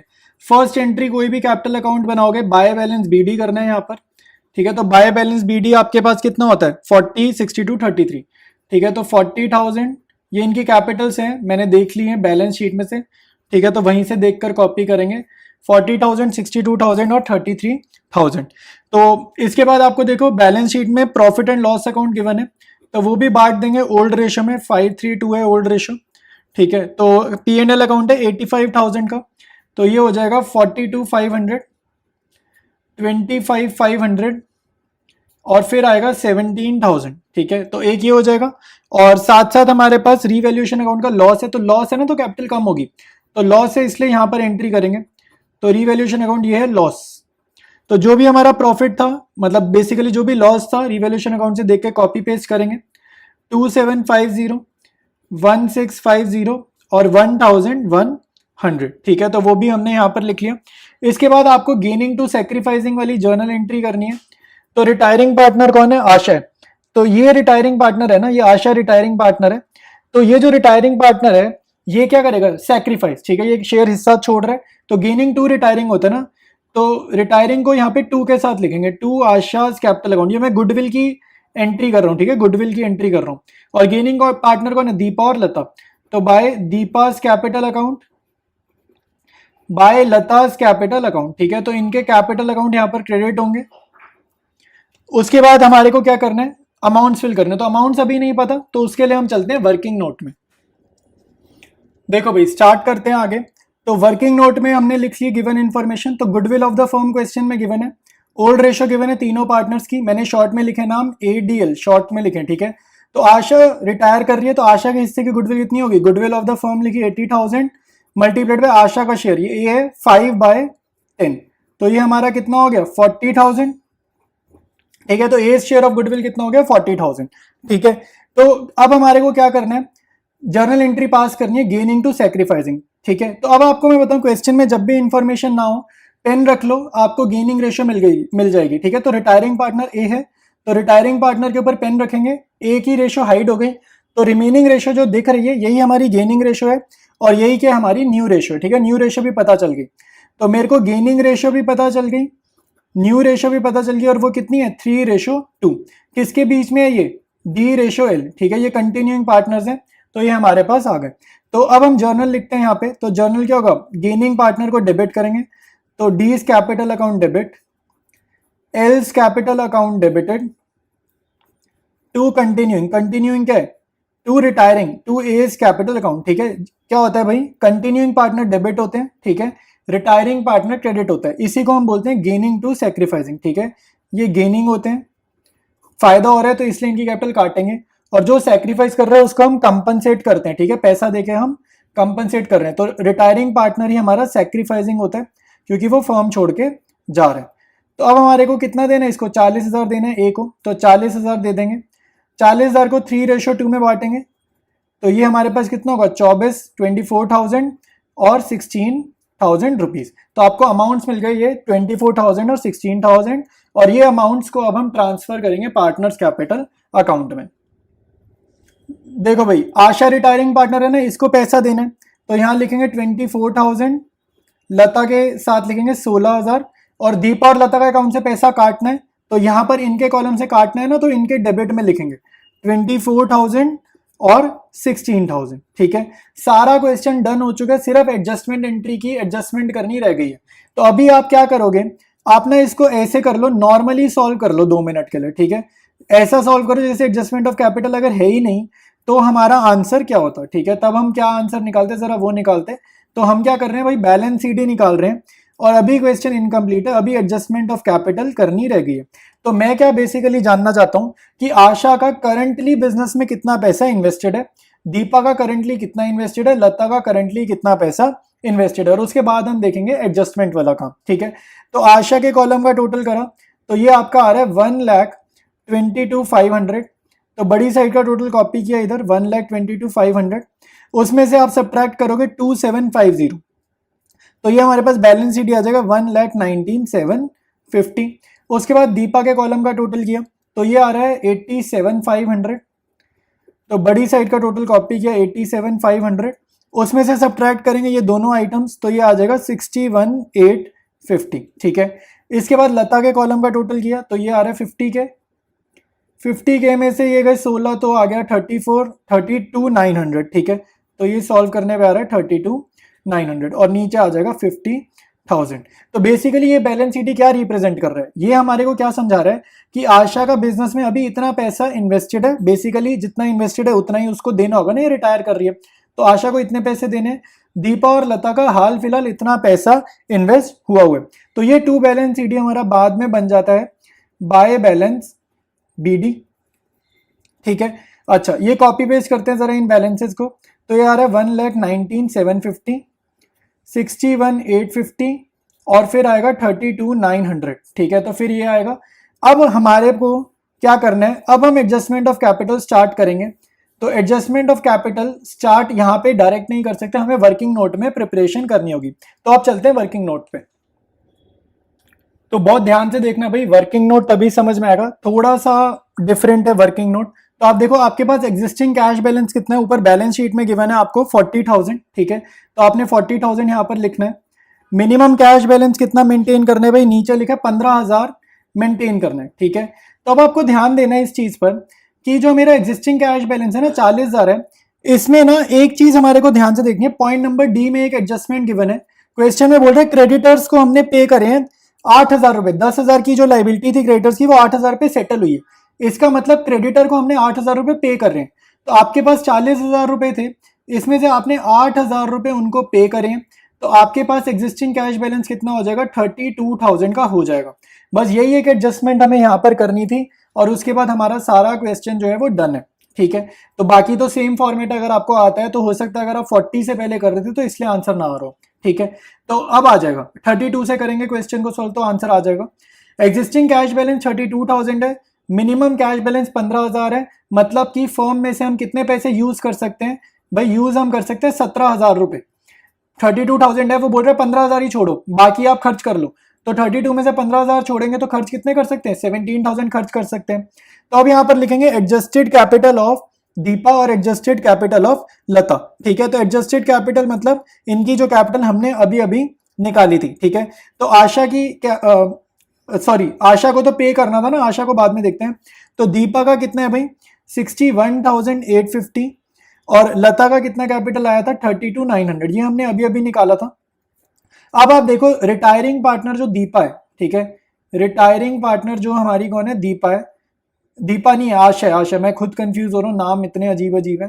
ठीक है, तो आशा हमारी रिटायरिंग पार्टनर है, तो आशा को हमारे को कितना पैसा चुकाना है भाई, आशा को हमारे को चुकाना है 1,19,750 हमें चुकाने। ठीक है, तो आइडियली क्वेश्चन बोल रहे हैं कि एडजस्टमेंट क्या है कि जितना भी पैसा हमें रिटायरिंग पार्टनर को चुकाना है वो कॉन्टिन्यूइंग पार्टनर अपने घर से इन्वेस्ट करें। तो कॉन्टिन्यूइंग पार्टनर को यानी कि दीपा और लता को कितना पैसा इन्वेस्ट करना चाहिए फर्म में, 1,19,750 रुपए एडजस्ट करने चाहिए, मतलब कि इन्वेस्ट करने चाहिए। लेकिन फर्म में क्या है कि 17,000 फर्म में से आप कह रहे निकाल लो, तो ये घर से ना 1,19,750 नहीं लाएंगे क्योंकि 17,000 तो फर्म में से खर्च कर लेंगे ना, तो 17,000 रुपीज ये कम लाएंगे। जितना भी आशा को पे करना है उसमें से 17,000 तो फर्म में से यूज हो जाएंगे, तो 17,000 रुपए कम लाएंगे। तो वो घर से कितना पैसा लाएंगे 1,02,750। तो ये अमाउंट यहाँ पर आएगा shortage of cash brought by Deepa and Lata. तो 1,02,750 ये लोग इन्वेस्ट करेंगे। अब आपको सारा फोकस करना है इन तीन आइटम्स पे। तो दीपा की कैपिटल इतनी है, लता की कैपिटल इतनी है और दीपा और लता मिलकर इतने पैसे और इन्वेस्ट कर रहे हैं। तो इनकी पुरानी कैपिटल में इनकी नई इन्वेस्टमेंट, नई कैपिटल को ऐड करेंगे तो total capital of new firm आ जाएगी। और total capital of new firm में कौन कौन है पार्टनर्स, खाली दीपा और लता ही है ना, और ये सारी तीनों आइटम्स दीपा और लता को ही बिलोंग करती हैं। तो total capital of new firm आ जाएगी इन तीनों को ऐड करके, ठीक है। तो ये जब आप ऐड करोगे तो आपका आंसर आएगा 1,97,500। तो ये दोनों की मिलाकर कैपिटल है। और अब एडजस्टमेंट ऑफ कैपिटल में एक कंडीशन ये थी कि इनकी कैपिटल न्यू रेशियो में होनी चाहिए। तो इनकी कैपिटल आपको न्यू रेशियो में करनी है। तो न्यू रेशियो क्या होगी भाई, डी रेशियो एल जो होगी, हमारे पास न्यू रेशियो है 3:2, ठीक है। गेनिंग रेशियो न्यू रेशियो आपकी सेम ही है इस क्वेश्चन में, और न्यू रेशियो वैसे मेंशन्ड भी है 3:2, ठीक है। गेनिंग रेशियो भी 3:2 थी, न्यू रेशियो भी 3:2 है। तो ये इनकी न्यू कैपिटल है जिसको 3:2 में बांटोगे, और यही आपका नए वाला टू बैलेंस सीडी है, ठीक है। तो स्टार्ट करते हैं इसका पार्टनर्स कैपिटल अकाउंट प्रिपेयर करना। देखो भाई, अब हम कंटिन्यू करेंगे। तो हमारे पास टू बैलेंस सीडी आ गया, ठीक है। टू बैलेंस सीडी आ गया। टू बैलेंस सीडी मतलब कि इनका एक्चुअल कैपिटल कितना होगा। तो ये हमने अभी अभी निकाला था कि 1,97,500 को बांटेंगे न्यू रेशियो में, जो कि होगा 3:2 में। तो ये कैपिटल किसका होगा, डी और एल का, ठीक है। तो ये हम डिस्ट्रीब्यूट करते हैं, ये इनका कैपिटल रहेगा। तो ये आ जाएगा 1,18,500 डी में और 79,000 एल में, ठीक है। तो ये इनका कैपिटल होगा। और जो रिटायरिंग पार्टनर आशा है, इसको हमने पे आउट कराना है, ठीक है। इसको हमने पैसा देना है, ठीक है। तो यहाँ पर लिख देंगे टू बैंक अकाउंट, ठीक है। यहाँ पर लिख देंगे टू बैंक अकाउंट। और इसको कितना पैसा पे करना है, सारा का सारा पैसा पे करना है ना, जितना इसका ड्यू है। तो 1,19,750 आप यहाँ पर लिख दोगे, बस। अब क्वेश्चन खत्म है। बैलेंसिंग फिगर को ना आपको डालना है बैंक में। देखो अब मैं आपको समझाता हूँ। पहले ना आशा का अकाउंट कर लेते हैं। आशा का टोटल देखो दोनों साइड का मैच ही कर रहा है, तो ये दोनों साइड का टोटल यहां पर लिख देंगे। इसके बाद देखो दीपा का टोटल, देखो यहाँ पे इसका मीनिंग समझो। दीपा की करंट कैपिटल कितनी है, 61,850, होनी कितनी चाहिए 1,18,500। तो ऑब्वियस ही बात है, इसको कैपिटल बढ़ानी है। तो कैपिटल बढ़ानी है तो इसको पैसा और ज्यादा इन्वेस्ट करना होगा। तो यहाँ लिखेंगे बाय बैंक अकाउंट। मैंने बाय कैश नहीं लिखा, बाय बैंक इसलिए लिखा क्योंकि क्वेश्चन में कैश एट बैंक गिवन है, ठीक है। क्वेश्चन में खाली कैश लिखा होता तो मैं यहाँ पे बाय कैश लिख लेता। तो इसको और पैसा इन्वेस्ट करना है। तो ये कैसे आएगा, फिगर की कैसे आएगी, बैलेंसिंग फिगर से। तो 1,18,500 इधर लिखेंगे, बड़ी वाली साइड का टोटल इधर कॉपी करेंगे, और 1,18,500 में से माइनस करोगे 61,850, आपका आंसर आएगा 56,650, ठीक है। सिमिलरली अब आप देखो लता का 32,900 कैपिटल इन्वेस्टेड है, होना कितना चाहिए 79,000, मतलब इसको भी कैपिटल बढ़ानी है। तो इसको भी पैसा लाना है। तो बड़ी साइड का टोटल इधर लिखा, इसमें से सब्ट्रैक्ट करेंगे 32,900, तो आपके पास आंसर आएगा 46,100, ठीक है। तो ये बैलेंसिंग फिगर है। ये रिटायरिंग पार्टनर को पेमेंट हो गया। बैलेंस सीडी में देखो रिटायरिंग पार्टनर का हिस्सा नहीं आएगा क्योंकि वो तो फर्म छोड़ के जा रहे हैं। तो complete partners capital account ready है, और इस क्वेश्चन में हमें बैलेंस शीट बनानी नहीं है, ठीक है। तो हमारे पास एडजस्टमेंट ऑफ कैपिटल के केसेस खत्म है। अब इसके बाद नया कैटेगरी का क्वेश्चन स्टार्ट है इसी चैप्टर का। तो आज की क्लास में हमने स्टार्ट करना है retirement of partner during the year, ठीक है। तो ड्यूरिंग द ईयर का मतलब है कि जो पार्टनर है ना, वो साल के एंड में नहीं रिटायर कर रहा, वो ड्यूरिंग द ईयर रिटायर करेगा। मतलब किसी भी महीने वो रिटायर कर सकता है। वो जो भी आपका ईयर चल रहा है उसके 3rd मंथ में कर सकता है, उसके हाफ अ ईयर यानी कि 6 महीने बाद कर सकता है, या 9 महीने बाद कर सकते हैं, कभी भी वो रिटायर कर सकता है। तो ये मीनिंग होता है ड्यूरिंग द ईयर, ठीक है। अब तक जितने भी क्वेश्चन हमने करे हैं उसमें पार्टनर रिटायर होता है at the end of the year, ठीक है। तो डिस्कस करेंगे अपना आज का पहला क्वेश्चन। तो यहाँ पर कह रहा है A B and C were partners in a firm sharing profits equally. तो प्रॉफिट्स इक्वली मतलब इनकी ओल्ड रेशियो क्या है 1:1:1। B retired on September 30th। तो September 30th आपको पता होना चाहिए कि हमारे फाइनेंशियल ईयर का ना बिल्कुल मिडल होता है। September 30th बोला जाए या October 1 बोला जाए, ये दोनों डेट्स के हैं साल के बिल्कुल बीच में लाया करती है, फाइनेंशियल ईयर के बिल्कुल मिडल में। फिर कह रहे हैं profit till the date of retirement was to be estimated based on last years profit. तो प्रॉफिट जो है रिटायरमेंट का देखो कैसे निकाल रहे हैं, लास्ट ईयर के हिसाब से। अब मेरी बात समझो जरा, ध्यान से सुनो।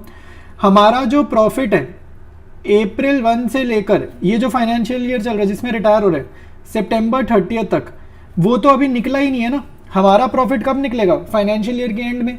तो ये जो आपका प्रॉफिट 6 महीने का है जिस साल में पार्टनर रिटायर कर रहा है, ये प्रॉफिट तो क्या है, नॉट येट कैलकुलेटेड, इसको हमने अभी कैलकुलेट करा ही नहीं है, ठीक है। और ये जो आपको प्रॉफिट गिवन है ना 3,60,000, ये पिछले साल का प्रॉफिट है, ठीक है। बहुत ध्यान से देखो, ईयर्स और डेट ध्यान से देखो।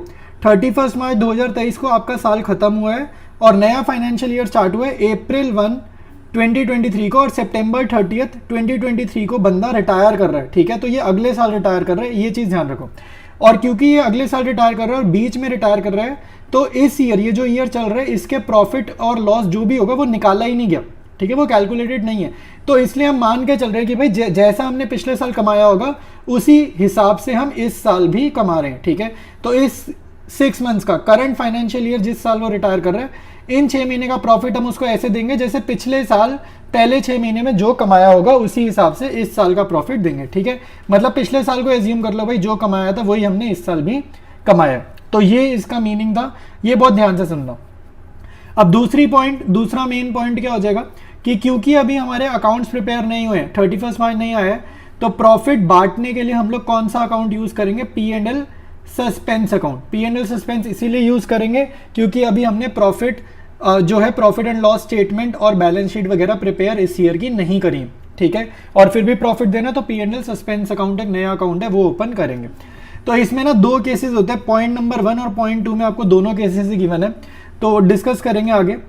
कह रहे calculate 20 share of profit till his retirement, तो उसकी प्रॉफिट निकालेंगे टिल रिटायरमेंट तक का, and pass journal entry for the same, तो जर्नल भी करो। कह रहे उसको प्रॉफिट दे, पहले कैलकुलेट करो कितना आएगा और फिर प्रॉफिट बांट दो और जर्नल एंट्री उसकी लिख दो, ठीक है। तो सारे काम करने। तो इसमें 2 केसेस होते हैं, ठीक है, ध्यान रखना। अगर profit sharing ratio does not change वाला केस आ गया, profit sharing ratio does not change वाला केस आ गया, तो आपने नॉर्मल प्रॉफिट निकालना है और आपने प्रॉफिट रिटायरिंग पार्टनर को दे देना है। रिटायरिंग पार्टनर कौन है? बी है, ठीक है, ये हमारा रिटायरिंग पार्टनर है। तो आपने प्रॉफिट बांटना है, तो P&L सस्पेंस होगा डेबिट, और जिसका प्रॉफिट मिलता है उसकी कैपिटल बढ़ेगी, तो भानु को कैपिटल अकाउंट को करना क्रेडिट। ये सिंपल है, ठीक है। अगर आपकी फ्यूचर में profit sharing ratio does not change, मतलब सेम रहती है, फ्यूचर में PSR आपकी सेम रहती है, तो ये सिंपल वाला केस है। आपने सिंपल P&L सस्पेंस डेबिट करना है, पार्टनर को करना है क्रेडिट, रिटायरिंग पार्टनर को। सेकंड केस जो होता है उसमें प्रॉफिट शेयरिंग रेशियो आपको अलग गिवन होगी, मतलब कि जब पार्टनर पुराने वाला छोड़ देगा तो नए पार्टनर्स ना अपनी नई प्रॉफिट शेयरिंग रेशियो को फॉलो करेंगे, ठीक है, मतलब वो पुरानी को नहीं यूज करेंगे। ऐसे केस में जब भी PSR चेंज होगा, आपकी जर्नल एंट्री क्या होगी? गेनिंग पार्टनर डेबिटेड, ठीक है, गेनिंग का पार्टनर का capital account debited to retiring partners capital account, ठीक है, gaining debited to retiring credit. और ये गेनिंग 2 होंगे ना, तो ये आपको कौन सी रेशियो में बांटना है? गेनिंग रेशियो में अमाउंट्स को बांटना, ठीक है, जितना भी यहाँ रिटायरिंग का अमाउंट होगा गेनिंग रेशियो में बांट देना, ठीक है। ये 2 केसेस होंगे, ये बात को बहुत ध्यान से याद रखना, ठीक है। और स्टार्ट करते हैं अब हम इसके सोल्यूशन को, ठीक है। तो इसमें केस 1 हमारा सिंपल है। देखो, जब भी किसी को प्रॉफिट मिलेगा ना, तो उसकी कैपिटल अकाउंट क्या होगी? क्रेडिट। तो यहाँ पे रिटायरिंग पार्टनर को प्रॉफिट देना ना, तो भानु का कैपिटल अकाउंट क्या हो जाएगा? क्रेडिट हो जाएगा।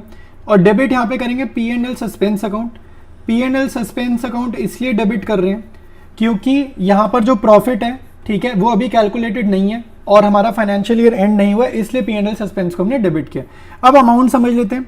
3,60,000 हमारा प्रॉफिट है फर्म का, रिटायरिंग पार्टनर का शेयर है इक्वल, तो 3 पार्टनर है तो 1/3, और साल के सिर्फ 6 महीने का ही कैलकुलेट करना है प्रॉफिट, तो 6/12, ठीक है, टाइम फैक्टर को भी ध्यान में रखना है। तो ये 3,60,000 ये 3 से काटते हैं, हो जाएगा 1,20,000, और ये 6/12 हाफ कर दो तो ये हो जाएगा 60,000 रुपीज़, ठीक है। तो ये एंट्री आ जाएगी 60,000 रुपीज़। सेकेंड पॉइंट होगा गेनिंग टू सेक्रीफाइस, ठीक है, तो गेनिंग टू सेक्रीफाइस कौन है यहाँ पे? रिटायरिंग पार्टनर है, ठीक है। तो रिटायरिंग पार्टनर क्या होगा? बी को दोबारा से कर देंगे क्रेडिट, और गेनिंग पार्टनर कौन है? यहाँ पे हो जाएंगे ए और सी, ठीक है। A is capital account debited, C is capital account debited, ठीक है। तो यहाँ पे बी के सामने अमाउंट वही लिखेंगे जो प्रॉफिट उसको देना है, प्रोवाइड करना है, 60,000, और यहाँ पर आप लिखोगे गेनिंग रेशियो, ठीक है। तो गेनिंग रेशियो जरा निकालते हैं। गेनिंग रेशियो हमें अभी नहीं पता है, तो गेनिंग रेशियो निकालेंगे। तो यहाँ पे गेनिंग रेशियो का मैं वही फॉर्मूला लिख रहा हूँ एडमिशन में जो हमने समझा है, एक ही फॉर्मूला मैंने समझा है सेक्रीफाइसिंग के लिए भी और गेनिंग के लिए भी, उसी से ही आप निकालोगे old ratio minus new ratio करके। तो ओल्ड रेशियो क्या होगी भाई? ए की इक्वल थी ना, तो 1/3, सी की इक्वल थी 1/3, ठीक है। न्यू रेशियो हमारे को क्या गिवन है? 3:2, न्यू रेशियो गिवन है 3:2, तो ये माइनस होगा 3/5 और माइनस होगा 2/5, ठीक है। तो ये हमारा 15 पे बन रहा है एलसीएम, तो ये आ रहा है 5 - 9, ये आ रहा है -4/15, और ये आ रहा है 5 - 6/15, ये आ रहा है -1/15। तो आपके पास माइनस माइनस आ गया, तो गेनिंग रेशियो के लिए कुछ दिक्कत नहीं है, यहाँ पे आप माइनस का साइन को बेशक लिख लो, ये कट जाएगा, ठीक है, ये बेशक लिख लो, तो 15 से 15 गया, माइनस से माइनस गया, तो 4:1 आ जाएगी गेनिंग रेशियो, तो वो हमने यहाँ पर लिख लिया। 60,000 को 4:1 में आप बांटोगे तो ये आ जाएगा 48,000 और फिर आ जाएगा 12,000 रुपीज़, ठीक है। ध्यान रखना, अगर फ्यूचर में प्रॉफिट शेयरिंग रेशियो चेंज हो रही है तो आपको गेनिंग टू सैक्रिफाइसिंग करना है, और अगर फ्यूचर में प्रॉफिट शेयरिंग रेशियो आपकी चेंज नहीं हो रही है तो जस्ट रिटायरिंग पार्टनर को उसका प्रॉफिट दे देना, ठीक है। तो यही 2 केसेस आपको आ सकते हैं, ये आपको याद रखना। देखो भाई, अभी अभी हमने क्वेश्चन किया है, ठीक है, केस नंबर 2 वाला, जिसमें प्रॉफिट शेयरिंग रेशियो चेंज हो रही है, ठीक है। तो अगर किसी के माइंड में ये आ रहा हो कि भाई अगर ओल्ड रेशियो इक्वल है और न्यू रेशियो आपकी चेंज हो रही है तो हम गेनिंग टू सैक्रिफाइस वाली जर्नल एंट्री क्यों कर रहे हैं, ठीक है, जो हमने अभी अभी केस नंबर 2 में करी है, ऐसा क्यों हो रहा है, तो वो मैं आपको समझाता हूँ। हमने जो प्रॉफिट लिया है, प्रॉफिट कितना लिया है, पूरे ईयर का 3,60,000 लिया, क्वेश्चन में जो फिगर्स हैं उसी के थ्रू समझेंगे।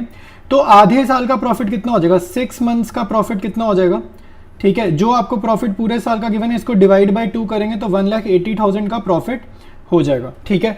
अगर एक भी पार्टनर रिटायर ना करता, ठीक है, हमारे पार्टनर कौन है, ABC, ठीक है, अमित, भानु, चारू है, तो मैंने शॉर्ट में लिख लिया ABC। अगर कोई पार्टनर रिटायर ना करता तो इनका प्रॉफिट कैसे बढ़ता, इनका प्रॉफिट बढ़ता 60 के, ठीक है, 60 के और तीनों को बढ़ता 60 के। लेकिन अब क्योंकि रिटायर कर गए हैं तो ये 6 महीने के प्रॉफिट की बात हो रही है, तो ये प्रॉफिट किस में बटेगा, खाली A और C में, ठीक है, A में और C में। ये जो B है ये तो हमारा रिटायर कर गया तो इसको तो प्रॉफिट मिलेगा नहीं। तो क्योंकि मान लो प्रॉफिट, अगर प्रॉफिट बांटने के ना 2 ऑप्शंस में बता रहा हूँ, अगर रिटायर ना करते तो 60 हज़ार बटता, लेकिन क्योंकि एक पार्टनर रिटायर कर गया है तो प्रॉफिट सिर्फ A और C में बटेगा, वो भी 3:2 में, ठीक है। तो ये आपके पास क्या फिगर आएगी, तो पहले 1,80,000 को 3:2 में बांटते हैं। तो ये मैंने बांट दिया, ठीक है, 1,80,000 को मैंने यहाँ पे बांट दिया न्यू रेशियो 3:2 में। तो अब देखो A को मिला 1,08,000 और C को मिला 72,000।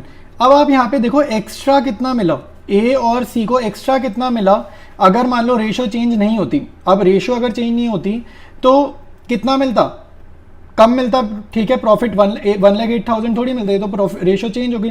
तो पुराने सिनारियो और नए सिनारियो को अगर आप कंपेयर करोगे तो A को एक्स्ट्रा कितना मिल रहा है, इनका डिफरेंस यानी कि 48,000, और C को एक्स्ट्रा कितना मिल रहा है 12,000 यानी कि इसका डिफरेंस।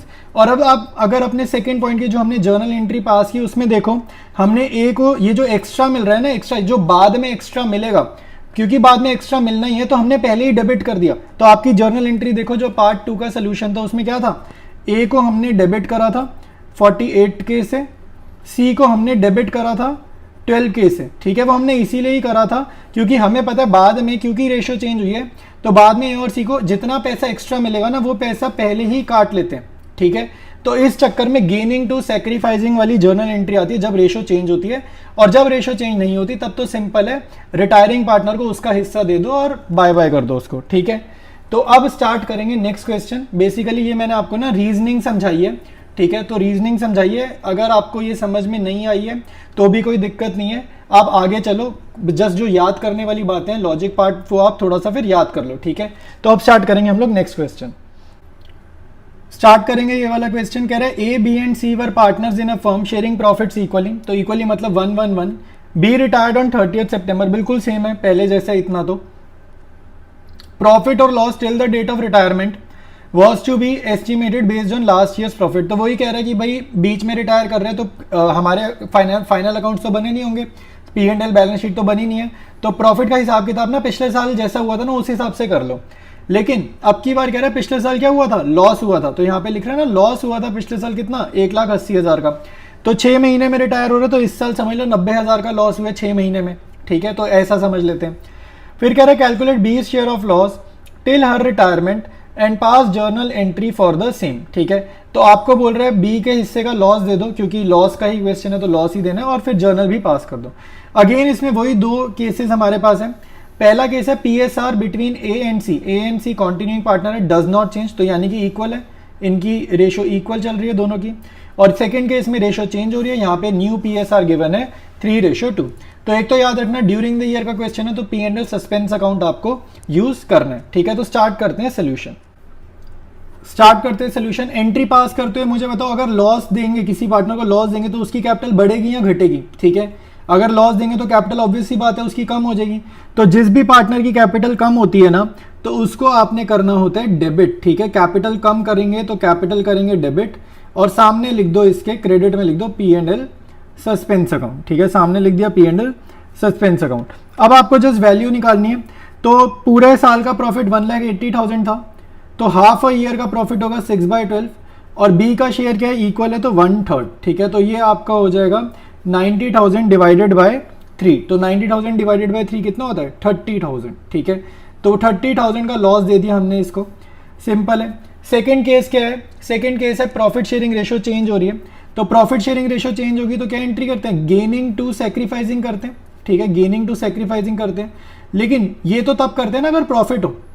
तो जब लॉस होगा तो इस एंट्री को उल्टा करो, तो सैक्रिफाइसिंग आपको डेबिट करना है और गेनिंग पार्टनर आपको क्रेडिट करना है। ठीक है, जब लॉस होगा तब ये एंट्री करते हैं।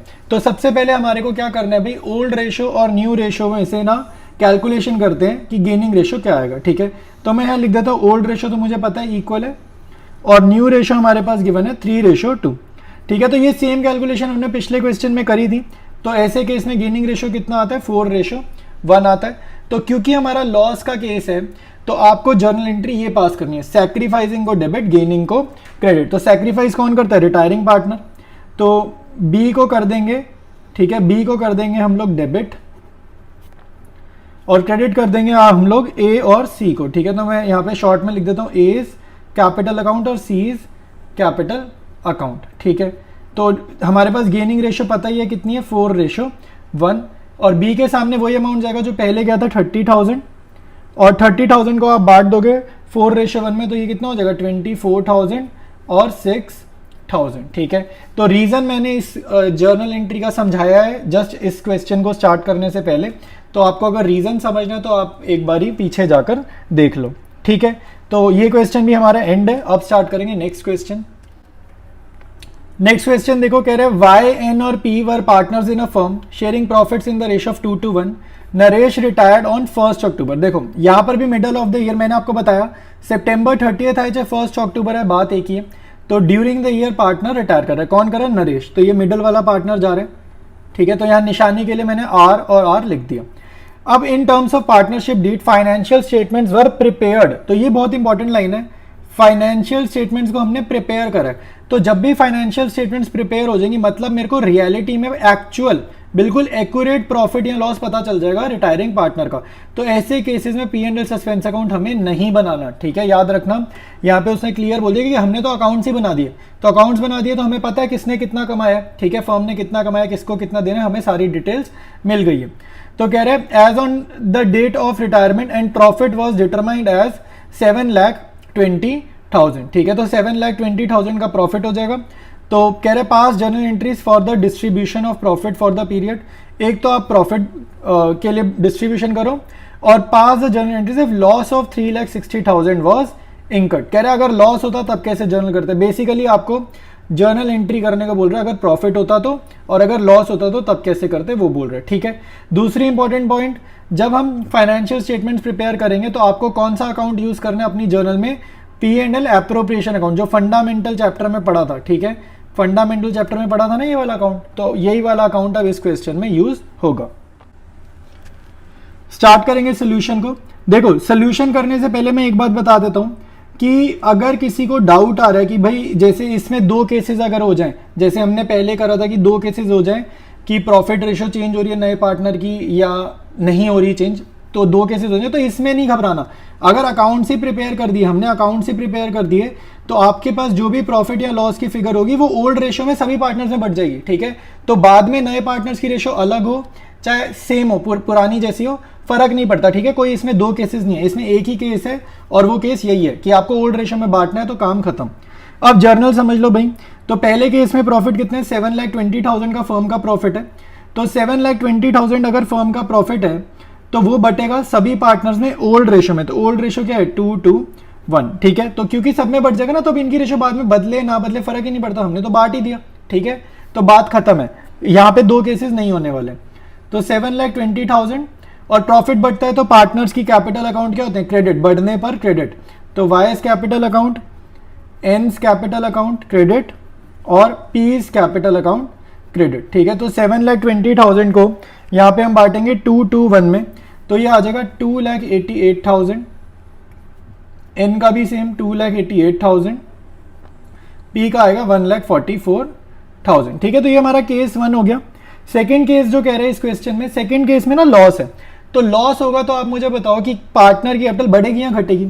लॉस से तो इनकी कैपिटल रिड्यूस होनी चाहिए, तो इनकी कैपिटल अगर रिड्यूस होगी तो वाई एन पी इन तीनों के कैपिटल अकाउंट को हम क्या करेंगे, डेबिट करेंगे। ठीक है, इन तीनों के कैपिटल अकाउंट को आप कर दोगे डेबिट, तो यहाँ पे डेबिट कर देते हैं। और क्रेडिट क्या करोगे, क्योंकि अकाउंट्स प्रिपेयर हो गए तो P&L सस्पेंस मत लिख देना, P&L एप्रोप्रिएशन अकाउंट यहाँ पर लिखा जाएगा। और लॉस है तो पूरा लॉस यहाँ लिख दो 3,60,000, और अगेन ओल्ड रेशियो में जाएगा, और ओल्ड रेशियो क्या है 2-1। ठीक है, तो ओल्ड रेशियो में बटेगा 2-1, तो ये आपके पास आ जाएगा 72,000 और बाकियों के पास आएगा 1,44,000। ठीक है, तो ये दो एंट्रीज थी, एक एक एंट्री थी एक एक केस में, और सारी बातें जो भी मुझे लग रहा है डाउट आ सकता है किसी के माइंड में, वो मैंने यहाँ पे सारे बताए हैं। ठीक है, फिर भी कुछ रह जाता है ना, नहीं समझ आ रहा, आप नीचे कमेंट्स में लिखो। ठीक है, मैं आपको वहां पर भी रिप्लाई करूंगा। तो अब स्टार्ट करते हैं, इसके बाद नेक्स्ट क्वेश्चन स्टार्ट करेंगे। नेक्स्ट क्वेश्चन देखो, इसने कह रहे the partnership deed of A B and C has a clause that any partner may retire from the firm on the following terms by giving 6 months notice in writing. ठीक है, तो कोई भी partner retire कर सकता है, बस 6 महीने का नोटिस देना है। मतलब कि अगर आपने अप्रैल में नोटिफाई करा तो आप तब जाके सितंबर एंड में या अक्टूबर बिगनिंग में रिटायर कर सकते हो। ठीक है, तो 6 महीने का आपको नोटिस पीरियड देना है। तो रिटायरिंग पार्टनर को क्या क्या मिलेगा वो बता रहे हैं, अब ये पॉइंट्स में ये बता रहे हैं कि उसको क्या क्या मिलेगा। कह रहा the amount standing to the credit of his capital and current account, तो ऑब्वियस सी बात है जितना पैसा उसने इन्वेस्ट करके रखा होगा वो उसको मिलेगा वापसी। फिर कह रहा है हिज शेयर ऑफ प्रॉफिट, तो उसके हिस्से का प्रॉफिट देंगे, कैसे देंगे, calculated on the basis of the average profit of 3 preceding completed years if he retires in between the year. कह रहा है अगर वो ड्यूरिंग द ईयर रिटायर करेगा ना, तो पिछले साल का प्रॉफिट को नहीं सही प्रॉफिट मानेंगे, पिछले 3 सालों के प्रॉफिट का एवरेज ले लेंगे और उसके हिसाब से रिटायरिंग पार्टनर को हिस्सा देंगे। ठीक है, अब तक जितने क्वेश्चन किए थे ना उसमें हम प्रीवियस ईयर के प्रॉफिट को ही कंसीडर कर रहे थे, लेकिन अब एवरेज प्रॉफिट को कंसीडर करेंगे उसके कैलकुलेशन करने के लिए। His share of goodwill of the firm calculated on the 1.5 times the average profit of the 3 preceding completed years. तो एवरेज प्रॉफिट मेथड से ये आपके पास number of years purchase given है 1.5 यानी कि 1.5, या फिर फ्रैक्शन में बोले तो 3/2। ठीक है, तो कैसे भी लिख सकते हैं, तो 3/2 का एवरेज प्रॉफिट से मल्टीप्लाई करेंगे, गुडविल ऑफ द फर्म आ जाएगा, और उसके बाद उसको मल्टीप्लाई कर देना रिटायरिंग पार्टनर के शेयर से, तो उसकी गुडविल आ जाएगी। ठीक है, फिर कह रहा है assets shall be revalued and liabilities reassessed. ठीक है, तो रीवैल्यूएशन अकाउंट वाला काम भी कर लेंगे और रीवैल्यूएशन का प्रॉफिट या लॉस जो भी होगा वो भी दे देंगे अगर निकलेगा तो। Retiring partner will get his share in the gain and will beer loss if any. ठीक है, तो वही वो कह रहे हैं रिटायरिंग पार्टनर को रीवैल्यूएशन का प्रॉफिट या लॉस भी दे देंगे। आगे रीडिंग करेंगे, कह रहे सी गेव नोटिस ऑन 31 मार्च। देखो 31 मार्च को नोटिस किया तो 6 महीने बाद, 6 महीने बाद वो रिटायर करेगा, तो 30 सितंबर को ये बंदा रिटायर करने वाले। On that date the balance of his capital, उसकी कैपिटल में कितना पैसा था 1,60,000 और करंट अकाउंट में कितना था 5,000। देखो करंट अकाउंट का जो बैलेंस होता है ना ये नेगेटिव हो गया, इन डेबिट लिखा है ना, डेबिट मतलब नेगेटिव बैंक बैलेंस, मतलब बैंक नहीं sorry negative current account balance, मतलब कि इससे 5,000 रुपए फर्म को लेने हैं, इसने नहीं फर्म को दिए हुए, फर्म में इन्वेस्ट नहीं करे हुए, उल्टा फर्म को इससे 5,000 रुपए लेने हैं। ठीक है, ये मतलब होता है डेबिट बैलेंस का। अगर करंट अकाउंट या कैपिटल अकाउंट के सामने डेबिट आ जाए समझ जाना फर्म को इससे पैसा वसूलना है। ठीक है, ये इसका मीनिंग है। फिर कह रहे the profits for the 3 preceding completed years were, तो ये 3 साल का प्रॉफिट दिया इन्होंने क्योंकि हमें एवरेज प्रॉफिट निकालना है। फिर देखो रीवैल्यूएशन अकाउंट से रिलेटेड क्या कह रहे हैं, revaluation of assets and reassessment of liabilities resulted in neither gain profit nor loss. तो कह रहे रीवैल्यूएशन अकाउंट का प्रॉफिट या लॉस कितना है 0, तो 0 आया तो कुछ नहीं बटेगा। What amount is due to Chetan in accordance with the partnership agreement. तो देखो भाई कह रहे हैं इसको क्या क्या हमारे को अमाउंट्स देने, तो स्टार्ट करते हैं सीधा हम लोग इसका करंट अकाउंट बनाते हैं और हमारे को आइडिया लग जाएगा कि चेतन को हमें कितना पैसा देना है। फिर करंट अकाउंट का बैलेंस और कैपिटल अकाउंट का बैलेंस आपको ऐड कर दोगे तो समझ आ जाएगा। तो यार एक मिनट मेरी बात सुन लो, पहले तो माफ़ी चाहूँगा तुम्हें डिस्टर्ब करने के लिए, बट एक यार इंपॉर्टेंट चीज़ है, एक्चुअली चैनल पे मैं बहुत अच्छी अच्छी चीज़ें तुम लोगों के लिए लेकर आ रहा हूँ और बहुत सारे बच्चों को पता ही नहीं है इस बारे में, ठीक है। तो 12th वालों के लिए यार खासकर मैं मैक्रो इकोनॉमिक्स के नोट्स ला रहा हूँ, सारे मेरे हैंड रिटन नोट्स हैं, कॉपी पेस्ट नहीं, हैंड रिटन तो है लेकिन टाइप्ड है, कंप्यूटराइज्ड है, बट मैंने खुद बनाए हैं। मैक्रो के नोट्स हैं, बहुत अच्छे नोट्स हैं यार, प्लेलिस्ट बनी हुई है, यूट्यूब सर्च बॉक्स में ये प्लेलिस्ट डाल दो, साथ में मेरा नाम लिख देना मनन मलिक, वरना सर्च में शायद ना आए, तो ये डालना, साथ में मनन मलिक लिखना, तुम्हें नोट्स मिल जाएंगे। साथ साथ बिजनेस स्टडीज़ में केस स्टडीज़ आती हैं, क्लास 12 में बोर्ड्स में केस स्टडीज़ बहुत आती हैं। चैप्टर वाइज प्लेलिस्ट ला रहा हूँ, तो प्लेलिस्ट का नाम डाल देना यूट्यूब सर्च बॉक्स में, साथ में मनन मलिक लिख देना ताकि ये शो अप कर जाए, ठीक है, सर्च में रिजल्ट में आ जाए।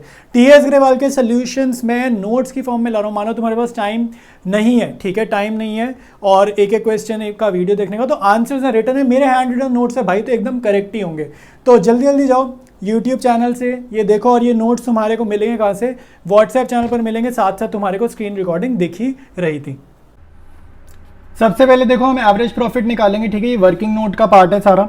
तो तीनों सालों का प्रॉफिट लिखो, 45,000, 30,000 और 24,000, ठीक है। तो एवरेज प्रॉफिट कर रहे हैं 3 सालों का, तो डिवाइड बाय 3, तो ये आपका सॉल्व करने पे आएगा 99,000 डिवाइडेड बाय 3, तो ये हमारा एवरेज प्रॉफिट आ जाएगा 33,000, ठीक है, ये एवरेज प्रॉफिट आ गया। तो गुडविल ऑफ द फर्म कितना होगा भाई, उसने हमारे को बताया गुडविल कितना होगा, average profit multiplied by number of years purchase, तो नंबर ऑफ ईयर्स परचेज में यहाँ पे 3/2 ले लेता हूँ, ठीक है। तो गुडविल ऑफ द फर्म मेरा कितना आ जाएगा 49,500 रुपीज, ठीक है। तो ये गुडविल किसका है, फर्म का। तो अब स्टार्ट करेंगे चेतन का करंट अकाउंट बनाना और उसमें ये वैल्यूज यूज होंगी। तो स्टार्ट करते हैं अपने अकाउंट को। देखो भाई करंट अकाउंट बना रहे हैं, आपको बोला तो नहीं है इसमें बनाने को, ठीक है, क्वेश्चन में कहीं लिखा नहीं है मेरे हिसाब से, बट फिर भी हम बना रहे हैं। तो अगर आपको नहीं बनाना आ रहा, वैसे मेरे हिसाब से तो समझ लो बनाना, ठीक है, एग्जाम में पूछ सकते हैं, बट फिर भी इस क्वेश्चन में नहीं पूछ रहा तो आप वर्किंग नोट में कैलकुलेशन के पॉइंट ऑफ व्यू से भी कर सकते हो, प्लस माइनस करोगे तो भी आंसर आ जाएगा, ठीक है। बट अकाउंट बनाना समझ लो, अकाउंट बनाना से आपको अकाउंट्स थोड़ा और अच्छे से आएगा, ठीक है। तो देखो डेबिट नेचर का बैलेंस गिवन है, इसका डेबिट बैलेंस गिवन है, तो सबसे पहले यहाँ पर लिखोगे to balance BD, debit balance मतलब कि डेबिट साइड पर आप लिखो, तो ये कितना है 5,000। अब जो भी चीज़ क्या होगी, देखो मैं आपको बता दूं लॉजिक क्या, अगर ये करंट अकाउंट हो या कैपिटल अकाउंट हो, नेचर सेम है, तो ये जब भी चेतन का करंट अकाउंट का बैलेंस इंक्रीज करेगा तो आपने एंट्री करनी है क्रेडिट साइड पे, जब भी इसका बैलेंस डिक्रीज करेगा आपने एंट्री करनी है डेबिट साइड पे। कैपिटल और करंट अकाउंट का नेचर सेम है। तो इसका आप बताओ करंट अकाउंट बढ़ेगा कब, तो जब इसको प्रॉफिट मिलेगा तब इसका करंट अकाउंट का बैलेंस बढ़ना चाहिए, तो क्रेडिट में एंट्री करेंगे बाय P&L सस्पेंस अकाउंट, ठीक है, बाय P&L सस्पेंस अकाउंट। तो यहां पर क्या अमाउंट आएगा वो भी समझ लेते हैं। तो एवरेज प्रॉफिट लिया 33,000, ठीक है, उसको मल्टीप्लाई करेंगे इसके शेयर से, ठीक है। तो इसका शेयर ऑफ प्रॉफिट कितना है भाई, इसका शेयर ऑफ प्रॉफिट है 1/3 और साथ के साथ मल्टीप्लाई करेंगे 6 महीने से, क्योंकि ये 6 महीने तक ही फर्म में रहा है, ठीक है। तो ये 11,000 का भी हाफ होने वाला है, तो ये हो जाएगा हमारा 5,500, सॉल्व करने पाएगा 5,500। ये एवरेज प्रॉफिट है, ये इसका शेयर है, इक्वल शेयर है 1/3 और ये 6/12 6 महीने तक रहा है ना, वो अप्रैल टू सितंबर 6 महीने तक रहा है, तो ये टाइम फैक्टर है, ठीक है। तो यार हम लोग अब कंटिन्यू करेंगे नेक्स्ट क्वेश्चन नेक्स्ट वीडियो से, ठीक है। और आप अगर इस क्वेश्चन का एंड देखो ना, ध्यान से देखो, तो यहाँ पे करंट अकाउंट भी इन्होंने बनाया हुआ है और हिंट्स में ऑलमोस्ट पूरा क्वेश्चन इन लोगों ने हमें सॉल्व कर दे भी रखा है, ठीक है। ये हमारा लास्ट क्वेश्चन है, ठीक है, अब इसके बाद चैप्टर ओवर है, तो लास्ट क्वेश्चन पे पहुंच गए इस चैप्टर के। और अगर आप चैनल पर पहली बार विजिट कर रहे हो तो पूरी प्लेलिस्ट रेडी है, ठीक है, fundamentals chapter, goodwill, change in profit sharing ratio, admission और ये रिटायरमेंट का भी आज लास्ट क्वेश्चन डल जाएगा, तो इसकी प्लेलिस्ट भी हो जाएगी, ठीक है। इसके बाद हम लोग स्टार्ट करेंगे नेक्स्ट चैप्टर जो है डेथ ऑफ अ पार्टनर को हम लोग स्टार्ट करेंगे। तो कोई भी आपके पास सजेशन है, ओपिनियन है, आप नीचे कमेंट्स में मेंशन करो, ठीक है। तो लास्ट क्वेश्चन हमारा काफ़ी इजी क्वेश्चन है, ठीक है, पिछले क्वेश्चंस करे हैं ना, तो ये वाला बहुत आराम से हो जाएगा, इसमें कुछ भी दिक्कत नहीं है, सिर्फ थोड़ा सा ध्यान देना है टाइम फैक्टर के ऊपर, मतलब टाइम का ध्यान रखना है क्वेश्चन में। तो डिस्कस करेंगे, 3 पार्टनर्स हैं ABC, old ratio 2:1, C retired, ठीक है। तो ये रिटायरिंग पार्टनर क्या है, ये वाला है, निशानी के लिए इस पर सर्कल कर दिया, ठीक है, R भी लिख देते हैं, हमें याद रहेगा ये रिटायर कर रहे हैं। तो C रिटायर्ड ऑन 30 जून, सारा काम जो है वो इस डेट का है क्वेश्चन में। तो अब आपको ये देखना है भाई ये कितने महीने के लिए फर्म में रहा, तो 30 जून मतलब जून के एंड में रिटायर कर रहे हैं, तो पूरा अप्रैल फर्म में ये रहा है, ठीक है, पूरा अप्रैल रहा है, पूरा मई भी इसने फर्म में काम करा है और पूरा जून भी इसने फर्म में काम करा है। ठीक है, क्योंकि 30th है ना, मतलब जून को काउंट करेंगे, तो अप्रैल मई जून, तो ये कितने महीनों के लिए फर्म में रहा, 3 मंथ्स के लिए, ठीक है, ये याद रखना, ये कितने महीनों के लिए फर्म में रहा, 3 मंथ्स के लिए फर्म में काम करके गया है, तो ये बहुत इंपॉर्टेंट नंबर है। जनरल रिजर्व है, ये बटेगा ओल्ड रेशो में, और एसेट्स में हमें कोई भी तरीके का लॉस गिवन नहीं है। नीचे देखते हैं भाई, एडजस्टमेंट रीड करेंगे, बिल्डिंग भी वैल्यूड है 12 लाख, पहले 10 लाख की है 12 लाख, तो 2 लाख जाएंगे रीवैल्यूएशन में। इन्वेस्टमेंट्स भी वैल्यूड एट 1 लाख, पहले 1,25,000 की है, अब गिर गई है, ठीक है, तो 25,000 से इसकी वैल्यू गिर गई है, तो रीवैल्यूएशन में जाएगा। स्टॉक भी वैल्यूड एट 3 लाख, पहले 2,50,000 का 3 बढ़ा दें 50,000 से, तो ये भी रीवैल्यूएशन में जाएगा, ठीक है।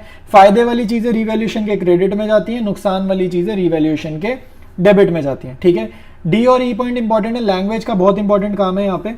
तो गुडविल निकालने वाला पॉइंट है D, goodwill of the firm भी वैल्यूड है 2 ईयर्स परचेज, तो नंबर ऑफ ईयर परचेज क्या है 2। एवरेज प्रॉफिट लेना है 5 सालों का, ठीक है, बस ये इंपॉर्टेंट है, एवरेज प्रॉफिट है 5 सालों का, नंबर ऑफ ईयर्स परचेज 2 है, तो ऐसे हमारी गुडविल ऑफ द फर्म आएगी।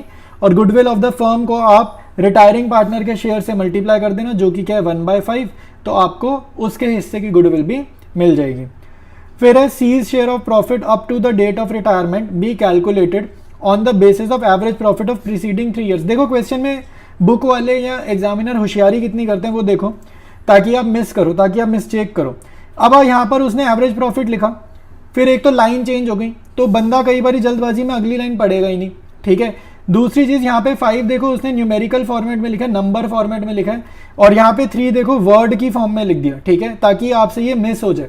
तो जब आपको इसके हिस्से का प्रॉफिट निकालना है, तो ये चीज़ ध्यान रखना कि आपको एवरेज प्रॉफिट दोबारा से निकालना है पिछले 3 सालों का, ठीक है, पूरे 5 सालों का, क्योंकि क्वेश्चन में ना हमें 2 बार एवरेज प्रॉफिट निकालना है, एक बार गुडविल का, यहाँ पे 5 सालों का प्रॉफिट को यूज करेंगे, एक बार इसके हिस्से का जब प्रॉफिट कैलकुलेट करना है तब एवरेज प्रॉफिट पिछला नहीं लेंगे, नया निकालेंगे, क्योंकि क्वेश्चन बोल रहे हैं कि आप 3 सालों का ही प्रॉफिट यूज करोगे, ठीक है।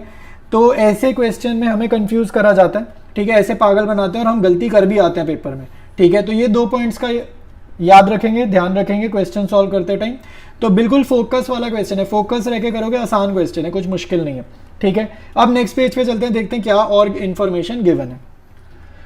नेक्स्ट पेज पे देखो आपको 5 सालों का प्रॉफिट गिवन है, तो ये 5 साल का प्रॉफिट हो जाएगा, ठीक है। एवरेज वगैरह लेते हुए ध्यान रखना, 5 सालों का लोगे तो डिवाइड बाय 5, 3 सालों का एवरेज करोगे तो डिवाइड बाय 3, ठीक है। ये सारी बातें आपको ध्यान रखनी है, ठीक है।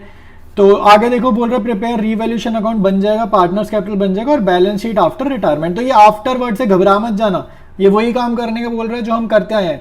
न्यू फर्म की बैलेंस शीट हमेशा आफ्टर सीज रिटायरमेंट ही होती है, ठीक है, तो नॉर्मल चीज ही लिख रहा है, तो घबराना नहीं है, ठीक है। तो स्टार्ट करते हैं इसका सोल्यूशन। स्टार्ट करेंगे रीवैल्यूएशन, तो बिल्डिंग की वैल्यू बढ़ रही है, तो फायदे की बात है, ठीक है। तो बाय बिल्डिंग अकाउंट यहाँ लिख देंगे 2 लाख रुपीज़, ठीक है। और क्या फायदे की बात है भाई, फायदे की बात है स्टॉक की भी, ठीक है। तो स्टॉक की वैल्यू भी बढ़ रही है 50,000 से, तो स्टॉक की वैल्यू आप यहाँ पर लिख दोगे, ठीक है। 3 लाख हो रहा है ना, पहले 2,50,000 था, तो 3 लाख हो रहा है, तो 50,000 से इसकी वैल्यू भी बढ़ रही है, ठीक है, ये भी यहाँ लिख दिया।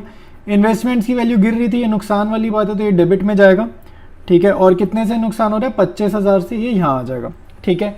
तो बड़ी साइड का टोटल करेंगे, बड़ी साइड का टोटल आ रहा है 2,50,000, और आप लोग भाई ये शॉर्ट फॉर्म्स नहीं यूज़ करोगे, आपने फुल फॉर्म्स ही लिखनी है एग्जाम्स में, ठीक है।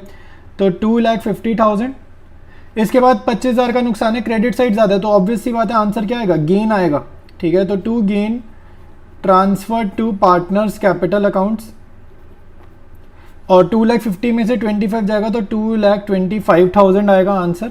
और यहाँ पे आप लिख दो ए बी और सी, ठीक है, ए बी और सी। तो हमारे पास ओल्ड रेशियो में बटता है ये प्रॉफिट, हमें पता ही है, तो 2:1 में ये बटेगा, तो क्लियर आ जाएगा। 2:1 में जब बांटेंगे तो 90,000 और 45,000, ठीक है। तो ये प्रॉफिट बांट दिया, तो रिवैल्यूएशन डन है, आसान सा था रिवैल्यूएशन, कोई मुश्किल काम नहीं था। अब चलेंगे पार्टनर्स कैपिटल अकाउंट।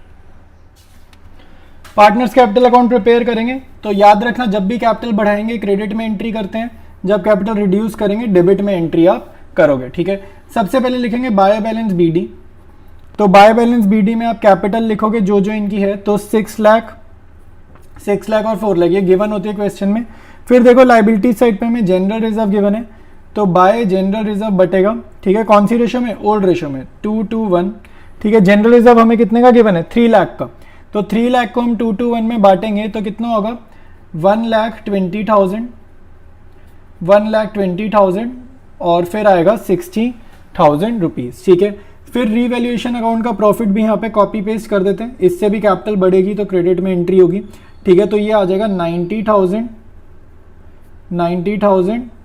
और 45,000, ठीक है। तो ये कर दिया। अब आपको जर्नल एंट्री करनी है गुडविल की, ठीक है। तो गेनिंग टू सैक्रिफाइसिंग होता है ना, तो रिटायरिंग पार्टनर कौन है भाई? रिटायरिंग पार्टनर है हमारा सी, तो ये रिटायर कर रही है, मैं निशानी के लिए आर लिख देता हूँ।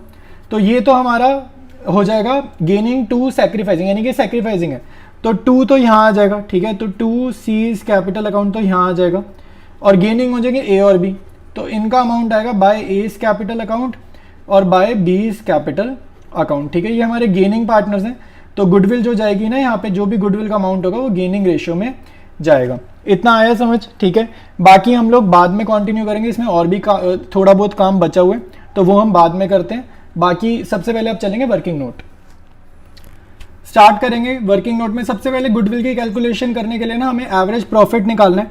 तो एवरेज प्रॉफिट में 5 सालों का लिख देता हूँ, यहाँ ऐड कर रहा हूँ 2 lakh plus 2,35,000 plus 3 lakh plus 2,75,000 plus 3,25,000 divided by 5, 5 सालों का लेना है गुडविल के लिए, 5 सालों का। उसके जब P&L सस्पेंस वाली करेंगे तब 3 सालों का लेंगे। तो ये सारा सॉल्व करने पे आपका आंसर आएगा 2,67,000, ठीक है। तो ये हमारा आ गया एवरेज प्रॉफिट। अब गुडविल ऑफ द फर्म निकालनी है, तो नंबर ऑफ ईयर परचेज कितने थे? 2, तो 2,67,000 एवरेज प्रॉफिट को, ये एवरेज प्रॉफिट लिखा, multiplied by number of years purchase जो कि आएगा 2, तो ये सॉल्व करने पे आ रहा है 5,34,000, ठीक है। अब हमें गेनिंग रेशियो नहीं पता है तो कोई बात नहीं, हमारे को ओल्ड रेशियो तो पता है, ओल्ड रेशियो है 2:1, तो और सी रिटायर कर रहा है, ये हमारा रिटायरिंग पार्टनर है। तो मैंने आपको बताया था जब भी क्वेश्चन साइलेंट होगा तो आप रिटायरिंग पार्टनर पे अपना पेन रखोगे और आपको न्यू रेशियो भी मिल जाएगी, और जो रेशियो दिख रही है वही गेनिंग रेशियो है। तो हमारे पास न्यू रेशियो और गेनिंग रेशियो दोनों सेम है, जो कि है 2:2, यही गेनिंग रेशियो है, यही न्यू रेशियो है, और किसकी रेशियो है? ये ए रेशियो बी की। तो ये सिंप्लीफाई भी हो रही है, तो ये 2:2 को 2 के टेबल से काटोगे तो 1:1 आ रहा है, ठीक है। तो ये हो जाएगी हमारी गेनिंग रेशियो 1:1, ठीक है। तो 5,34,000 को इक्वली जब हम बांटेंगे तो, अच्छा इसको नहीं बांटना, हाँ इसको नहीं बांटना, ये तो फर्म की गुडविल है ना, इसको तो बिल्कुल मत बांटना, अभी पूरा काम नहीं हुआ। हमारे को निकालनी पड़ेगी सी की गुडविल, ठीक है। तो सीज गुडविल आप निकालोगे, 5,34,000 को मल्टीप्लाई करोगे सी के हिस्से से, जो कि आएगा मल्टीप्लाइड बाय 1/5, ठीक है। तो 5,34,000 इंटू 1/5 आएगा 1,06,800, ठीक है। इसको बांटोगे 1:1 में, ठीक है, याद रखना, इसको बांटेंगे 1:1 में। मैंने गलती से बोल दिया इसको बांटेंगे, ये तो फर्म का, ठीक है। हमें पार्टनर की गुडविल चाहिए, इसको बांटेंगे 1:1 में, इक्वल, ठीक है। अब ये काम कर रहे हैं ना, साथ के साथ थोड़ा सा और वर्किंग नोट में काम कर लेते हैं, ठीक है। P&L सस्पेंस की यानी कि प्रॉफिट की कैलकुलेशन भी कर लेते हैं, ठीक है। तो ये प्रॉफिट कैलकुलेशन हम कर रहे हैं, ठीक है, ये सेकंड वर्किंग नोट हो जाएगा। तो इसके लिए भी हमारे को एवरेज प्रॉफिट चाहिए था, लेकिन इसमें जो एवरेज प्रॉफिट चाहिए वो सिर्फ 3 सालों का चाहिए, और ये वाले 3 जो मोस्ट रिसेंट 3 है ना, तो आपको ये दिख रहा होगा यहाँ पे हमने 5 साल का लिया था। तो अब हमारे को जो प्रॉफिट निकालना है उसके लिए सिर्फ ये 3 सालों का प्रॉफिट चाहिए, और क्योंकि 3 सालों का डेटा यूज कर रहे हैं तो डिनोमिनेटर में 3 आएगा, ऊपर 5 सालों का प्रॉफिट था इसलिए डिनोमिनेटर में 5 लिखा था, ठीक है। तो ये बात आपको ध्यान रखनी है। तो 3 लाख प्लस 2,75,000 प्लस 3,25,000, तो ये हमारा जो कैलकुलेशन ऑफ प्रॉफिट है। देखो भाई, अब हम निकालेंगे सी के हिस्से का प्रॉफिट। एवरेज प्रॉफिट हमने अभी अभी कैलकुलेट करा, कितना? 3 लाख रुपीज। तो ये तो पूरे साल का प्रॉफिट है। तो जो रिटायरिंग पार्टनर है ये किस दिन रिटायर कर रहा है? 30 जून। मैंने क्वेश्चन डिस्कस करते टाइम बताया था, ये 30 जून को रिटायर कर रहे हैं। तो इसने कितने महीने के लिए काम किया? सिर्फ 3 महीने के लिए, तो 3/12।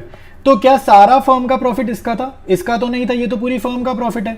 तो इसका प्रॉफिट कितना है? जिसका जितना इसका शेयर है। तो ओल्ड रेशियो है 2:1, ठीक है, ये ABC हो गए, ठीक है। तो C का कितना हो गया? 1/5। तो इसके हिस्से से भी तो मल्टीप्लाई करेंगे, पूरी फर्म के प्रॉफिट को इसके हिस्से से भी मल्टीप्लाई करेंगे, और टाइम फैक्टर, जितने महीने इसने काम करे उतने महीने का ही प्रॉफिट देंगे, एक्स्ट्रा प्रॉफिट नहीं देंगे। तो ये आपका सॉल्व करने पे आ जाएगा 15,000 रुपीज।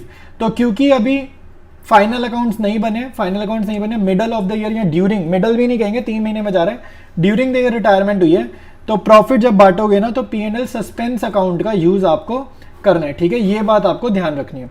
अब वापस चलेंगे, कंप्लीट करेंगे अपना पार्टनर का कैपिटल अकाउंट। स्टार्ट करेंगे भाई यहाँ पे कंटिन्यू करना, गुडविल में बांटेंगे पैसा, ठीक है। पहले गुडविल का पैसा, गेनिंग रेशियो क्या थी, इक्वल इक्वल, और कितना अमाउंट बटेगा यहाँ पे 1,06,800 बांटेंगे इक्वल इक्वल 1:1। ये सी के हिस्से की गुडविल थी। अब आपको देखो सी को पैसा देना है ना, तो सी के क्रेडिट साइड में लिखेंगे, सी की कैपिटल बढ़ानी है ना, जिसको पैसा देना है तो सी के क्रेडिट में लिखेंगे, इसको 1:1 में बांटेंगे, तो 53,400 आएगा और 53,400 आएगा, ठीक है। आधा आधा ही तो करा, इसको हाफ हाफ से करा। और ए और बी में से पैसे काटने हैं, तो ए और बी के डेबिट के कॉलम में आप अमाउंट लिखोगे 53,400 और बी में लिखोगे 53,400, ठीक है। तो ये ऐसे आपको अमाउंट्स लिखने। इसके बाद हमारे को एक बस काम और रह गया, प्रॉफिट बांटने वाला। तो बाय P&L सस्पेंस अकाउंट, ठीक है। तो प्रॉफिट खाली हमें रिटायरिंग पार्टनर को देना है 15,000 रुपए, ठीक है। ए और बी कंटिन्यूइंग पार्टनर है, इनको कुछ नहीं देना, ये याद रखना, ठीक है। इनको कुछ नहीं देना। अब आपको कुछ नहीं करना, सी का पैसा तो दे नहीं रहे ना, तो सी को पैसा नहीं दे रहे, तो इसकी बैलेंसिंग फिगर कहाँ जाएगी, इसके लोन अकाउंट में, तो 2C's लोन अकाउंट। और कंटिन्यूइंग पार्टनर को हमारा क्या आ जाएगा, बैलेंस CD आएगा। बैलेंसिंग फिगर जो कंटिन्यूइंग पार्टनर का वो कहाँ आ जाएगा, बैलेंस CD में आ जाएगा, ठीक है। तो इतना काम आपको बहुत ध्यान से करना है। तो टोटलिंग करने से पहले ना एक आइटम हम और लिख लेते हैं, ठीक है। एक बहुत इंपॉर्टेंट आइटम है। तो क्वेश्चन में बैलेंस शीट में आपको क्या गिवन है, एम्प्लॉइज कॉम्पनसेशन रिजर्व, ठीक है। तो एम्प्लॉइज कॉम्पनसेशन रिजर्व ना बिल्कुल आपका बैलेंस शीट में जैसे हमारा वर्कमैन कॉम्पनसेशन रिजर्व होता था ना, बिल्कुल उसी तरह से इसको ट्रीट करेंगे। कॉम्पनसेशन रिजर्व कोई भी हो, चाहे एम्प्लॉइज हो चाहे वर्कमैन हो, कॉम्पनसेशन का रिजर्व है, मतलब वो ओनर का ही पैसा है और हमने जस्ट कॉम्पनसेट करने के लिए साइड पे रखा हुआ था, ठीक है। तो ये वो है एम्प्लॉइज प्रोविडेंट फंड। अगर आपको एम्प्लॉइज प्रोविडेंट फंड हो, ध्यान से सुनो, गलती नहीं करनी पेपर में। अगर एम्प्लॉइज प्रोविडेंट फंड हो, ठीक है, अगर एम्प्लॉइज प्रोविडेंट फंड हुआ, इसको मत बांटना, इसको नहीं बांटना। लेकिन अगर एम्प्लॉइज और कॉम्पनसेशन रिजर्व है, ठीक है, कॉम्पनसेशन रिजर्व जैसे वर्कमैन का होता है वैसे एम्प्लॉइज का भी होता है, इसको डिस्ट्रीब्यूट कर देंगे, ठीक है। तो ये चीज़ ध्यान रखना, मैंने पूरे क्वेश्चन में ये नहीं लिखी थी अभी तक, तो हम बिल्कुल एंड में इस चीज़ को कवर कर रहे हैं। तो बैलेंस शीट में 1 लाख रुपए की ये गिवन है, ओल्ड रेशियो में ये जाएगी, तो 40,000 और 20,000, ठीक है। ये पार्ट हमने लास्ट में करा है। बस आप क्वेश्चन आपका डन हो चुका है। अब आप यहाँ पर देखो टोटल करोगे तो ये आपका आ जाएगा 8,50,000 आ जाएगा, अमित के कॉलम का टोटल। तो बड़ी साइड का टोटल किया और दूसरी साइड लिखा, और 8,50,000 में से 53,400 जाएगा, तो 7,96,600 आ जाएगा, ठीक है। फिर कंटिन्यूइंग पार्टनर दूसरा लिए, इसका टोटल करोगे, इसका भी आपका आ जाएगा, ठीक है, सेम ही आएगा। देखो चारों आइटम सेम है ना, दोनों की सेम ही टोटल आएगा 8,50,000। तो बड़ी वाली साइड का टोटल कॉपी किया और इसमें से इसको सब्ट्रैक्ट करेंगे तो सेम आएगा 7,96,600, ठीक है। फिर रिटायरिंग पार्टनर आ गया, सी के कॉलम का टोटल किया, तो सी के कॉलम का टोटल आ रहा है 6,46,800। अब आपको मेक श्योर करना है ये टोटल लिखना का है, ध्यान से लिखना, गलती मत करना। बैलेंस CD के आगे मत लिख देना, फ्लो में ये रिटायरिंग पार्टनर है तो इसका लोन अकाउंट के सामने आपको अमाउंट लिखना है, ठीक है। तो 646,800 यहाँ लिखेंगे और ये हमारा यहाँ पे डैश और डैश लगा देंगे, ठीक है। तो पार्टनर्स कैपिटल अकाउंट आपका कंप्लीट है। अब स्टार्ट करेंगे बैलेंस शीट, बैलेंस शीट बनानी, ठीक है। सबसे पहले हम लाइबिलिटीज में लिखेंगे कैपिटल अकाउंट्स, ठीक है। तो कैपिटल अकाउंट्स आप लिख लो। तो कंटिन्यूइंग पार्टनर्स कौन है, अमित और बंटी, ठीक है। इनकी कैपिटल अभी हमने निकाली थी ना पार्टनर्स कैपिटल अकाउंट में 7,96,600 और इसकी भी सेम आएगी 7,96,600। तो इसको ऐड करेंगे 15,93,200, ठीक है। फिर रिटायरिंग पार्टनर सी का लोन अकाउंट भी यहाँ पर आ जाएगा, ठीक है। वो कितना था 6,46,800, ये भी हमने पार्टनर्स कैपिटल अकाउंट में ही निकाला है। फिर आपके पास employees compensation reserve, general reserve है, वो तो बढ़ चुका है। फिर हमारे पास है क्रेडिटर्स, पुरानी बैलेंस शीट में क्रेडिटर्स गिवन है, तो पुरानी बैलेंस शीट से क्रेडिटर्स का डेटा करेंगे कॉपी पेस्ट, ठीक है। अब साथ साथ आप एसेट्स लिखोगे, तो रीवैल्यूएशन अकाउंट देख लेना भाई साथ के साथ, वरना एसेट्स की वैल्यू लिखने में होगी गलती। तो 10 लाख रुपए की थी, वो कितनी करनी है 12 लाख, तो ये लिखी 12 लाख। फिर आएगी इन्वेस्टमेंट्स, तो इन्वेस्टमेंट्स की वैल्यू है 1 लाख रुपए, ठीक है। लेकिन इन्वेस्टमेंट्स की वैल्यू करनी कितनी है, 1 लाख रुपए करनी है। पहले 1,25,000 थी, अब 1 लाख करनी है, तो ये आ जाएगा 1 लाख रुपीज़। उसके बाद हमारे पास है स्टॉक, तो स्टॉक की वैल्यू हमारे को करनी है 3 लाख रुपीज़, तो ये यहाँ पे डायरेक्टली 3 लाख आ जाएगा। इसके बाद हमारे पास है डेटर्स, ठीक है। तो डेटर्स रिलेटेड तो कुछ भी रिवैल्यूएशन में नहीं है, तो ये 4 लाख आ जाएगा, ठीक है, ये भी हो गया। फिर है हमारे पास कैश एट बैंक, तो कैश एट बैंक रिलेटेड हमारे पास कोई एडजस्टमेंट नहीं है, ये 2 लाख कॉपी कर रहे हैं। ये क्वेश्चन की बैलेंस शीट से ना और रिवैल्यूएशन अकाउंट को देख देख के बनती है नई बैलेंस शीट, ठीक है। क्वेश्चन की बैलेंस शीट और आंसर का रिवैल्यूएशन अकाउंट को देख देख कर आप अपना आंसर फॉर्म करोगे।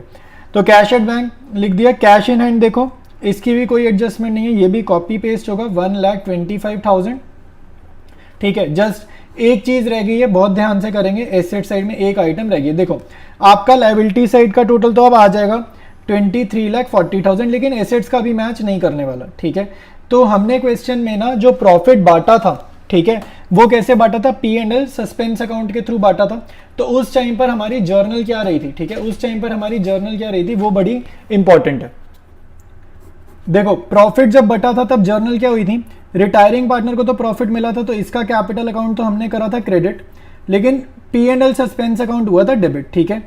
P&L सस्पेंस अकाउंट हुआ था डेबिट, इसीलिए जब हम सी का कैपिटल अकाउंट फॉर्म करा था तो सी के कैपिटल अकाउंट में कहां पर एंट्री आई थी, बाय P&L सस्पेंस आती है ना, बाय P&L सस्पेंस आती है। तो यहां से जर्नल रीड करो क्या होगा, P&L suspense account debited to C's capital account, ठीक है। यही जर्नल होता है ना, ये लेजर है टी शेप। तो कितना अमाउंट था प्रॉफिट का, 15,000। तो आपको एक बात याद रखनी है, जो भी चीज जर्नल में डेबिट हुई है इसका जो बैलेंस होगा वो क्या होगा, डेबिट बैलेंस माना जाता है, ठीक है। जो क्रेडिट होता है उसका बैलेंस होता है क्रेडिट बैलेंस। तो P&L सस्पेंस अकाउंट का बैलेंस क्या है, डेबिट बैलेंस है। तो डेबिट बैलेंस की जो चीजें होती है ना सारी एसेट्स में आती है। एसेट्स में जितनी भी आइटम्स देख रहे हो ना ये डेबिट नेचर की हैं, और लाइबिलिटीज में जो भी आइटम देख रहे हो वो क्रेडिट नेचर की है। तो P&L सस्पेंस अकाउंट जो है वो डेबिट नेचर का है, तो इसलिए वो यहाँ पर आएगा, ठीक है। और अमाउंट वही प्रॉफिट की 15,000 रुपए, ठीक है। ये लिखनी थी, ये हो सकता है आपको नहीं पता हो पहले, तो यही इस क्वेश्चन का क्रूशियल पॉइंट था कि P&L सस्पेंस को भी प्लेस करना है बैलेंस शीट में, और कहाँ पर डालना है, एसेट्स में या लाइबिलिटीज में, ये भी हमें पता होना चाहिए। अब आप एसेट साइड का टोटल करोगे, अब आपका टैली कर जाएगा, तो ये आ रहा है 23,40,000, ठीक है भाई। तो पूरा का पूरा चैप्टर हमने आज कंप्लीट किया लास्ट क्वेश्चन के साथ। तो अगर आप चैनल पे भाई अच्छा लग रहा है तो आपको चैनल को शेयर करना ज़रूर है अपने फ्रेंड्स में, ठीक है। और अगर अभी तक सब्सक्राइब नहीं करा तो सब्सक्राइब भी कर लेना। इसके बाद हम लोग स्टार्ट करेंगे new chapter death of a partner.